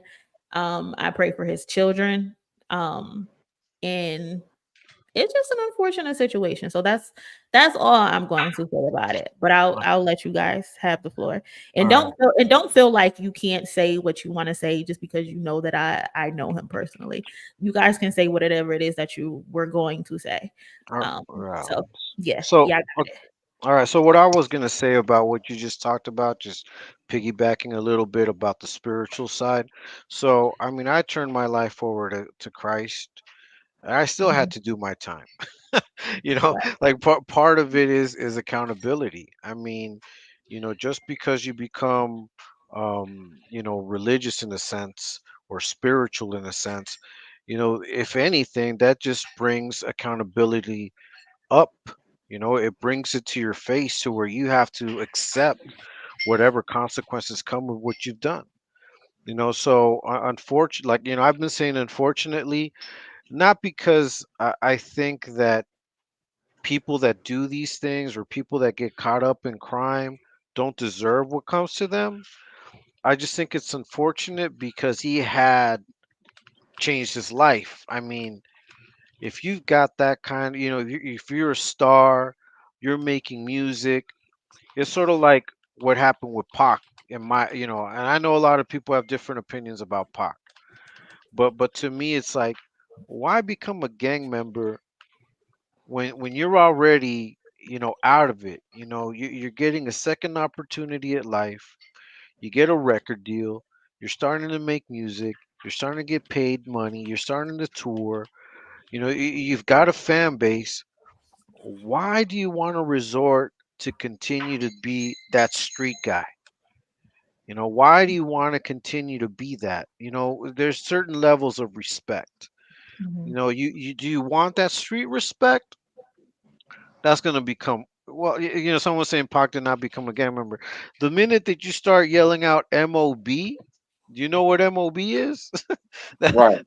You know what I mean? That's a gang. He went from thug life Well, To be fair, he was saying that before death row. He was saying that before death row. Right, but once he got with once he got with Suge, we knew exactly what it meant. Yes, he was. If you're from LA, bro, and you know, you know. So all I'm saying is, you know, but Pac was a young man. He was 25, you know, so I don't blame him. What I'm saying is a lot of things you got to decide. Do you want to make a life out of music, or do you want to continue being the street guy? Unfortunately, for a lot of them, when you're so deep into it, you can't get out of it. Yeah. That's the unfortunate truth. Mentally, you mentally trapped in that environment. Right. But, and then you also, know, I think a thing that played a part with Durk is the fact that Von did a lot of dirt, right? And he got killed in the process of doing dirt, right? But the response is Durk, get back, slide back. And it's like he probably don't want to do those things, but it's like, but he would do that for me probably. So I don't know that to be a fact, but it plays a part where you go look on his social media before anything occurred. You ain't get Von lick back. You ain't slide for Von. Da, da, da, da. He probably felt like he got to. I think that also played a part, but at the end of the day, Durk is a grown man with a lot of children. He got a family, and he was trying to get it right, but there's for every action there's a reaction. You can try to get your life right. You can try to convert your life to Allah, but when you sin and you got to pay for it, unfortunately, some way, somehow. Consequences don't miss nobody. What's that line that Kendrick said? I hate when they rap. They talk about guns and somebody died. They turn into nuns. Like, how about lie? He pray for my city. He faking for likes and digital hugs. Yeah. No, Now but that's not for Durk to me. But that applies to everything. No. I think he's just implying it in general. Yeah, but I hate that for Durk though, y'all, because if anybody lost a cousin or somebody real close to him violently, it's very hard. I just lost a cousin of mine, y'all. In February, right? My cousin got killed, and I had to watch the trial, the beginning of the trial on YouTube, right? I didn't want to go to the trial and actually be there with my family. You know, that's hurtful. So being somebody that know that somebody close to you get killed, and then you got to see they killers. You know what I'm saying? So I'm not saying like, oh, let's give them a pass and let's, you know, you do what you do, but the feds is on them for more than just that. You know what I'm saying? I would say, but it's like it's hard for people to be so judgmental and be like, well, he's stupid for doing that. But it's like when you lose somebody that's close to you, you don't really know how you're going to react, male or female. So it's females that don't want to do something to somebody that killed a cousin of theirs or a brother of theirs, you know. So it's like it's a tough situation to be in when the world knows somebody close to you got killed, and now you don't really know what to do. You can't, like even when you try to cope with it by yourself, it's still a struggle because everybody talking about it. Every time you open your phone, you seeing your cousin, you seeing people laugh at your cousin getting killed, like or seeing wherever he was. I don't know Von, he was related to him, but I'm just saying every time you open your phone, you see him. So and then you don't trust law enforcement to do anything about it. Yeah. You know what I mean? What is it? They said the guy who ended up telling was wearing a wire for years. So they got him on the wire. They got you on the wire. Yeah, it's over for that boy. Shout out to Supremacy 101. I think Durk was pressured into retaliating. People egging him egging. Oh my God, egging him on about sliding on his ops. I'm assuming the best example to follow is Keith Chief. He made it. Yeah, Keith Chief made it out. But see then. Keith Chief said remember when Chief Keef was laughed at? I did not appreciate that. Yeah, all he does is play video games and play paintball with his friends. Remember when Chief Keef was laughed at though for doing the streaming stuff? Yeah, but hold on a second. And I saw somebody say that earlier. When it comes to Chief Keef, if my memory serves me correct, he was kind of, and a lot of these dudes from Chicago, I know because I'm from Chicago. Chief Keef was kind of, I don't want to say forced out of Chicago, but he was kind of like it was like in his best interest to leave with a lot of these drill rappers. Like one thing that people don't take into account is that a lot of these dudes, when they get into their situations and shit and they get on and they start getting a little money, people don't forget the shit that you did. Exactly. Because with Chief Keef, he ended up moving to the north side or closer to the north side of Chicago. Really nice condo, really nice area. And that place got shot up. Like he tried to stay out here. And, and just be here, but his place ended up getting shot up. And I think right after that, that's when he moved to California. Yeah, so it's like I'm not saying he's stupid or smart. I'm just saying like it's a little bit more context to that. Like when we say, "Oh man, when Chief Keef was smart, he got out of that." Well, he kind of had to, or he would have been dead. I mean, Either he go or he go. yeah, but now you got to think about it. So, I mean, we talk a lot about, being a punk because, you could easily say he got punked out of it, like he got punked to move out. But, sometimes you got to I don't live even to, think it was punked. It was just yeah. I don't think I don't call it that. I mean, some people could say that, but at the end of the day, that's stupid. do you live to see another day? Exactly. And That's what I'm he did. Exactly. So unfortunately, all this false bravado, like people are saying that he got, Dirk got pressured or whatever. I mean, I don't know how true that is, but can we really believe that a grown man is going to be pressured into something when he can decide to just walk away? Listen, we are. I 100% get you. You would think, yeah, grown ass man peer pressure, but a lot of these grown men have the mentality of children. Man, grown men get peer pressured all the time, like And on hold on, a regular basis. I'm not even using that as an excuse. I'm just saying that's an example. No, I don't know if absolutely, they're but big it happens all the time. You see Yeah, a lot of and you dudes know what's really. crazy is No, I and, was just and I agree, but what I'm saying is this is what the kids are looking up to. You know what I mean? I mean, this Yeah. is exactly where we're at, where peer pressure is going to make you do something against your will. Like, then we got the whole concept of what we were talking about at the very beginning about Kendrick being a father, and having that father figure status. Why aren't more of these artists striving for that? You know what I mean? So, I'm not saying, the reality is reality. People are going to get caught up in shit all the time. They're going to crime. They're going to continue to do crime. They're going to continue to get locked up. That's just reality. There's no way to stop it. But what I'm saying is, you know, in Chicago, this is what they do on a daily basis. And reading the chats on what we've talked about earlier, Act made a name for himself out of all of this. So there Yeah, is, and I hate him yeah, forever yeah. because of There's that. there's there's profit. There's a profit off of people dying. There's a profit off of people warring, off of being called, oh yeah, yeah, I'm a hardcore this and that. Yeah, but you're gonna get shot, you're gonna get killed, you're gonna get sent to prison for life. And at that point, nobody's gonna come to your defense. What are they gonna do? They're gonna do what Vlad is doing. Yeah, Dirk was really stupid for all of these things. Yet while he was out there making money, I'm sure he was dying for that interview. So They're these making young men, jokes about it already. right? So these young men are being chewed up and spit out every single day. So that's my whole thing. Hold on. Is Hold on one yeah. second. Supremacy 101. Thank you for the super chat. I don't mean he got out of Chi Town because if it's about getting out, I mean Vaughn was deleted in Atlanta. This other guy in LA. Yeah. I mean, Chief stepped away for real.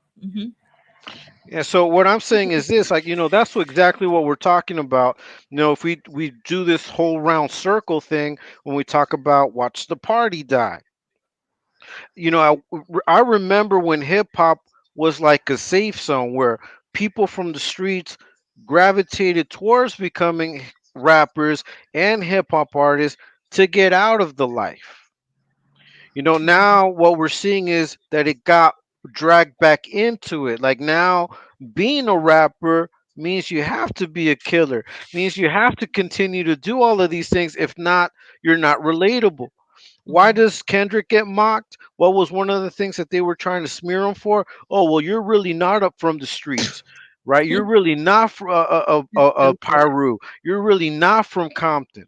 Yeah. When you know what I mean? So that's what I'm saying is like, here we are arguing about these things, trying to make a point about, well, yeah, he got pressured, whatever. Yeah, but is that what we want to see? No, hell no. Yeah, What up, but cousin? Hey, What's going on? Glad to have you on. listen, I just popped in real quick. I can't Mhm. believe y'all still on here this late. But I I haven't just popped uploaded a in. video in like 3 days, so I'm like, let me It's get my ass Saturday. We on gotta get here. it going. I know that's right. But yeah, I just had to pop in. This whole situation with this young man is very disturbing. Yeah. And I think that we got to stop making excuses. Like, Mhm. all jokes aside, all BS aside, we have got to stop making excuses because if we continue to do that, we're going to have more young men with talent that's got promising futures doing silly stuff because they want to seem cool to people who don't matter, or they want to Mhm. seem relevant or valid to people that don't matter. This young man had everything going for himself, and you flushed it when in reality Vaughn made a lot of choices that put him in that situation that he As ended up well. in. They called So him a it's serial killer. hello, good night. So when you start looking at situations like that, if you really love your people, slow them down before they, get themselves put in that type of situation. I'm from Ocala, Florida. If you know anything about Central Florida, they kill Negroes like chickens over there. It's not a problem.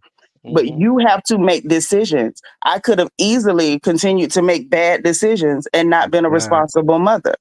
I worked in prisons for 16 years. And when my children got big enough that I saw they were being influenced by that, I moved them from Ocala all the way to Houston, Texas, and got them the hell up out of there. You have to make choices.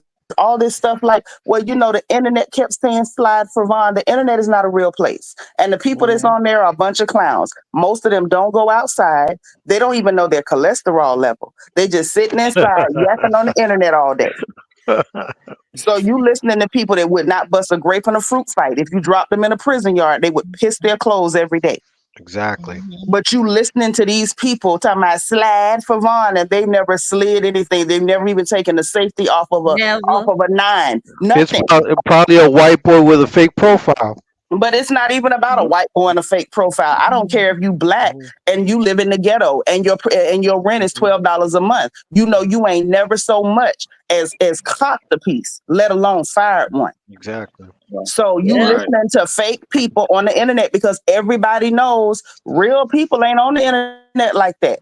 Like I'm Not no always, real steppers. I don't know hello, no good real night. steppers on the internet. I'm Not sorry. one. Not one. Exactly. Not Yeah. one.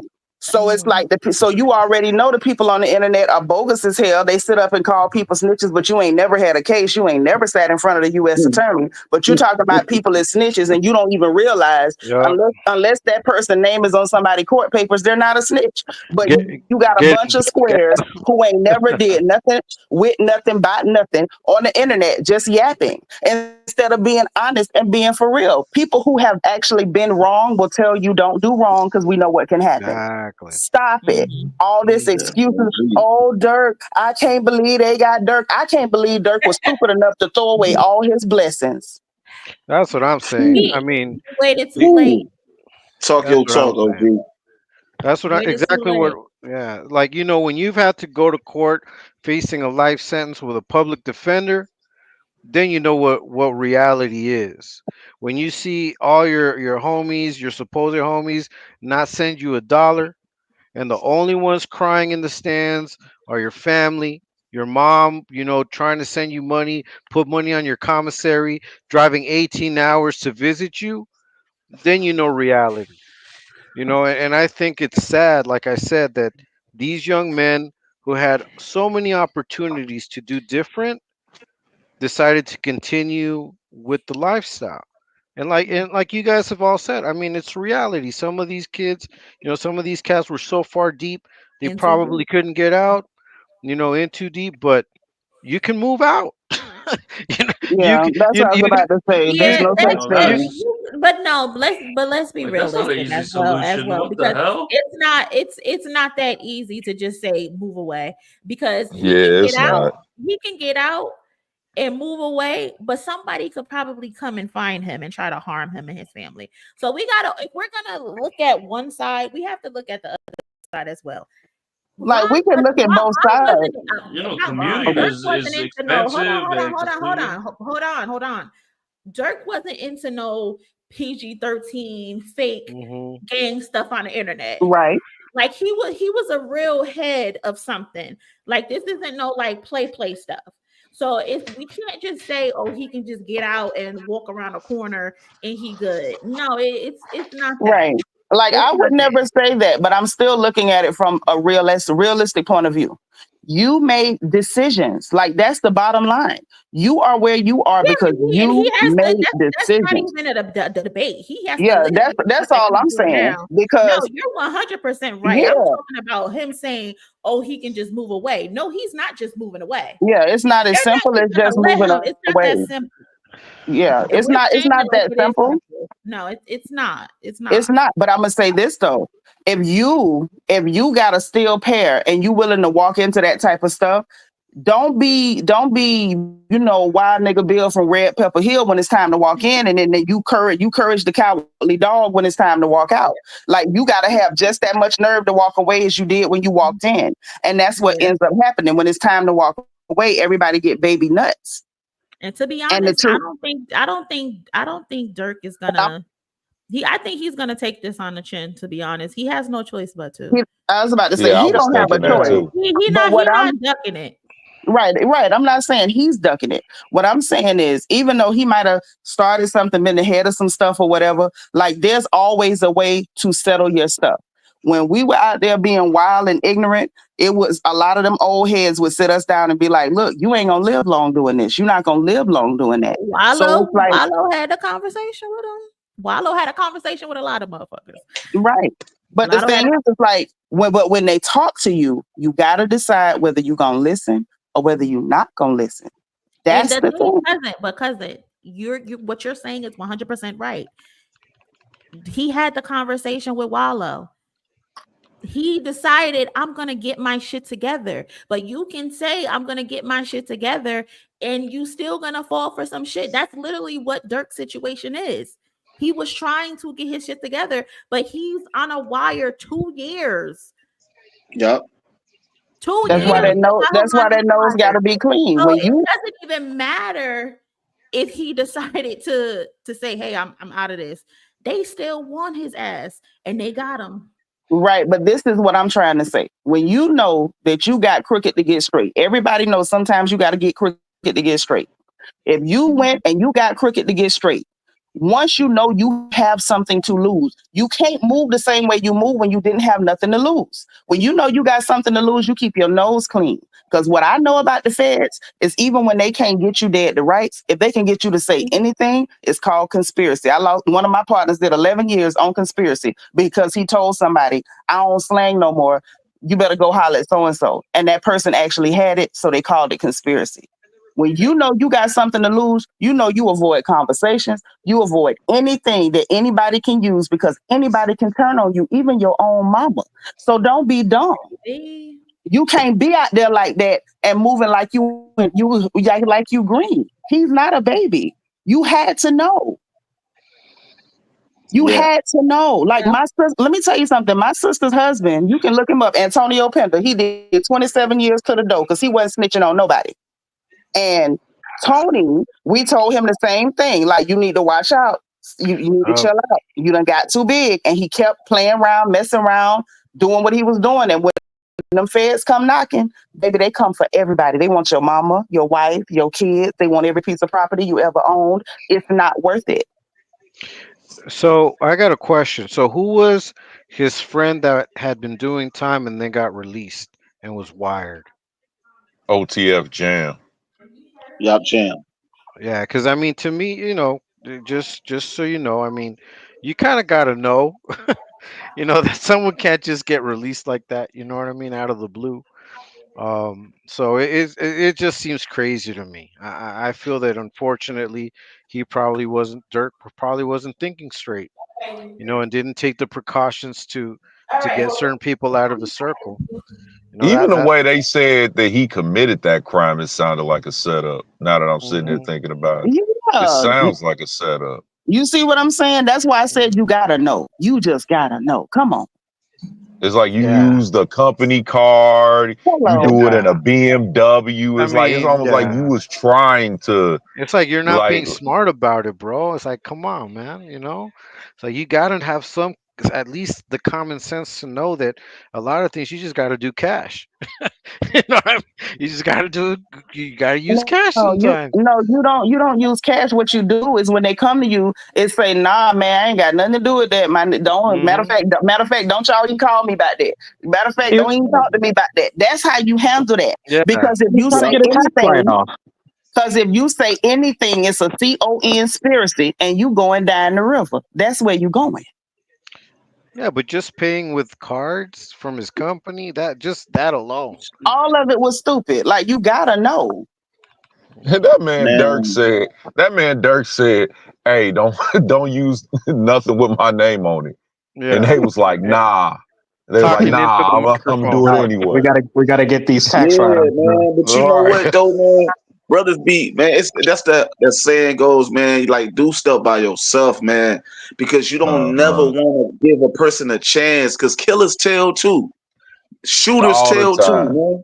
All the So time. you think you a boss, and I'm not. It's not about Dirk, but it's like when you think you a boss and you putting hits out and you having people do stuff for you. What make you think this person that you had do something for you is not going to set you up when they have a chance, when they back against the wall? That's a crazy leverage and advantage to give to somebody to have on you for the rest of your life, because murder is murder. You know what I'm saying? It's nothing that you can. There's no limitation on that. So it's like. Right. It's crazy to give somebody that type of power over you. Like, yeah, nigga, if you don't give me this money, you know what I'm gonna do. And even if they don't tell you that, you would be thinking that. And it's like that's Man, a crazy thing to give a person that type man, of you power. you you try to, look out for your people. You try to look out for your block. He gave that boy 50K, looked out for him while he was in jail. He probably thought he probably sincerely didn't think that was gonna happen. I mean, I know Yep. us on the outside, we sitting here saying like, oh man, he should have known. I can see a world where he probably didn't think like, nah, he wouldn't do that to me. Not him. Yep. Why would you No, think not that? after all of this. Yeah. Why I would you mean, think that? Like in Why wouldn't you think reality, that? no. no, really, no, Well, for real. Why would you think that? One thing about it, if you out there doing your thing, everybody you dealing with is a criminal. Why the hell are you trusting people? If I know I'm slimy, I'm not trusting you. and you know what it is? It just so you guys understand. I mean, if you're in that life and you got a guy that got locked up for a certain crime, you know that person's not going to get out. Like, or you know that person's going to get out under certain conditions. It Mm-hmm. seems that guy got out and he was able to move freely. That on its own is questionable. You darn right. Right. So the fact that he felt comfortable and he didn't even question it is the problem. I mean, obviously there's a lot of other problems. Just being involved in all that shit is a problem. But what I'm saying is, how do you not understand that? Hey, wait a minute, didn't you just get busted for life, or didn't you just get busted for this? How are you on the street? Now, Like, how Frank, are you you? actually got a point because where I'm from, if them Mm-hmm. feds get you or you go up the road and you come home quicker than you supposed to come home, ain't nobody Yeah. even gonna sell you a baby aspirin, nothing. Look, trust So me. what the Yeah. Yeah, hell? well, what was his case? What was that dude case? What was he even in Yeah. for? That's what I want to know. Does That's a good anybody know? question. They just said he came home. They was talking about life or something, and then magically he was home. So I'm So I like, mean, what kind look, of magic is that? just so you guys know, I mean, I don't want to put. I mean, I'm an old man. I've already did my shit a long time ago. But one of the things that we do is we check paperwork. You know But what I you can't mean? always check paper. Let me No, tell no, you no, something. no, no. That don't work like that. Let me just finish it. Yeah. Let me just finish it. Let me just finish. Where we do check paperwork, and if dude can't come up with the paperwork, you're automatically on sus. I mean, that's just how it is. You should be able to provide paperwork.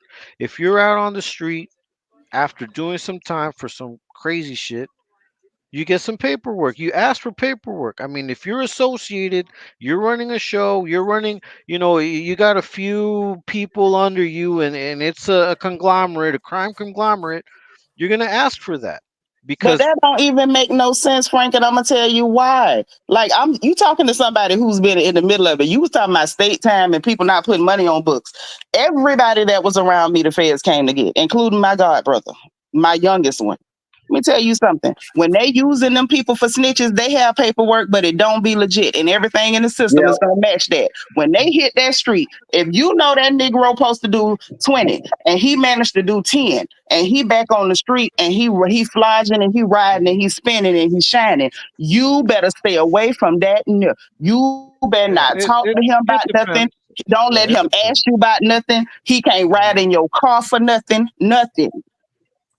But that's why I wanted to know what dude case was, because we assuming that his case was supposed to be this, that, and the third. I don't even know. Me personally, I don't even know what his case is to even give an opinion on whether it looked funny when he came home. He probably did 12 years, and it probably didn't look funny to them. 12 Because I like don't know what his attempted case murder. was. Somebody in the chat said it was attempted murder. So Oh 12 on. shit. Yeah, and you just magically home, and now we hanging around, and you talking to me about going to slide on somebody. I don't. This slide stuff take me out because I'm from the '80s. But you talking to me about sliding on somebody, you are on diet crack. If you think I'm about to talk to you about anything other than your mama, So I guess I guess Moni's giving us a time for 5 minutes. yeah, Just 15 minutes. just final thoughts. I'll give my final thoughts. Um, I just think more than anything, this just goes to show how people don't take advantage of the blessings they're given.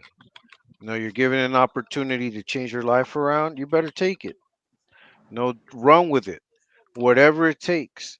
And unfortunately, there might be people that can't make that decision, or like Moni said, they're too deep into what they've been doing to change their life around. You got to face your consequences. But moving forward, we need to find and be able to say, if you're talking about all these sus things, and I got kids, I'm trying to bring them up differently. Hey, I don't want to be promoting that. If we're talking about cleaning up, what we're hearing, giving power to people that shouldn't have power, I think it's up to us. It really is up to us to decide how we filter what we're listening to. It's not always going to be easy. There's going to be always going to be crazy shit going on, but we do have some kind of power. That's just my take on it. But hey, thank you guys for the conversation. It's good to be able to talk Thanks, about these Frank. things. Anybody else got anything they want to say before we power out? I'm gonna go. Thank y'all for having me. Appreciate you, cuz. All right. Yeah, I appreciate it. I appreciate Appreciate it. it. I like this. This was nice. Thank y'all. Good combo. Good combo. If y'all Good not in the combo. Discord, join the Discord because that's where we be at. Y'all have a good night. All right, peace. Peace. Cousins, appreciate y'all for joining the stream with me. Don't hold me to it, but I'm gonna try to go live 5 days in a row. Don't hold me to it. But I'm gonna try to go live 5 days in a row. I'm on vacation. I ain't got shit to do, so I'm gonna try to go live for 5 days in a row. I don't know if I'm gonna do it, but that's the goal. But again, I appreciate y'all for walking with me tonight. Thank you to everybody who donated to the super chat and the Cash App. I appreciate y'all. Thank to the cousins who joined the stream. Some of y'all be being scary in the comments. Y'all know y'all could join the stream. y'all ain't gotta turn your camera on or anything like that. But I like having the where I can allow you guys to get your thoughts off, where I'm not just talking at you guys. You guys can have a conversation with me. Everybody else can hear you. So again, appreciate y'all. Have a good night, and I will catch y'all back here tomorrow. Like I said, we're gonna try to go 5 days in a row, but I'm gonna catch y'all back here tomorrow. Have a good night. Later.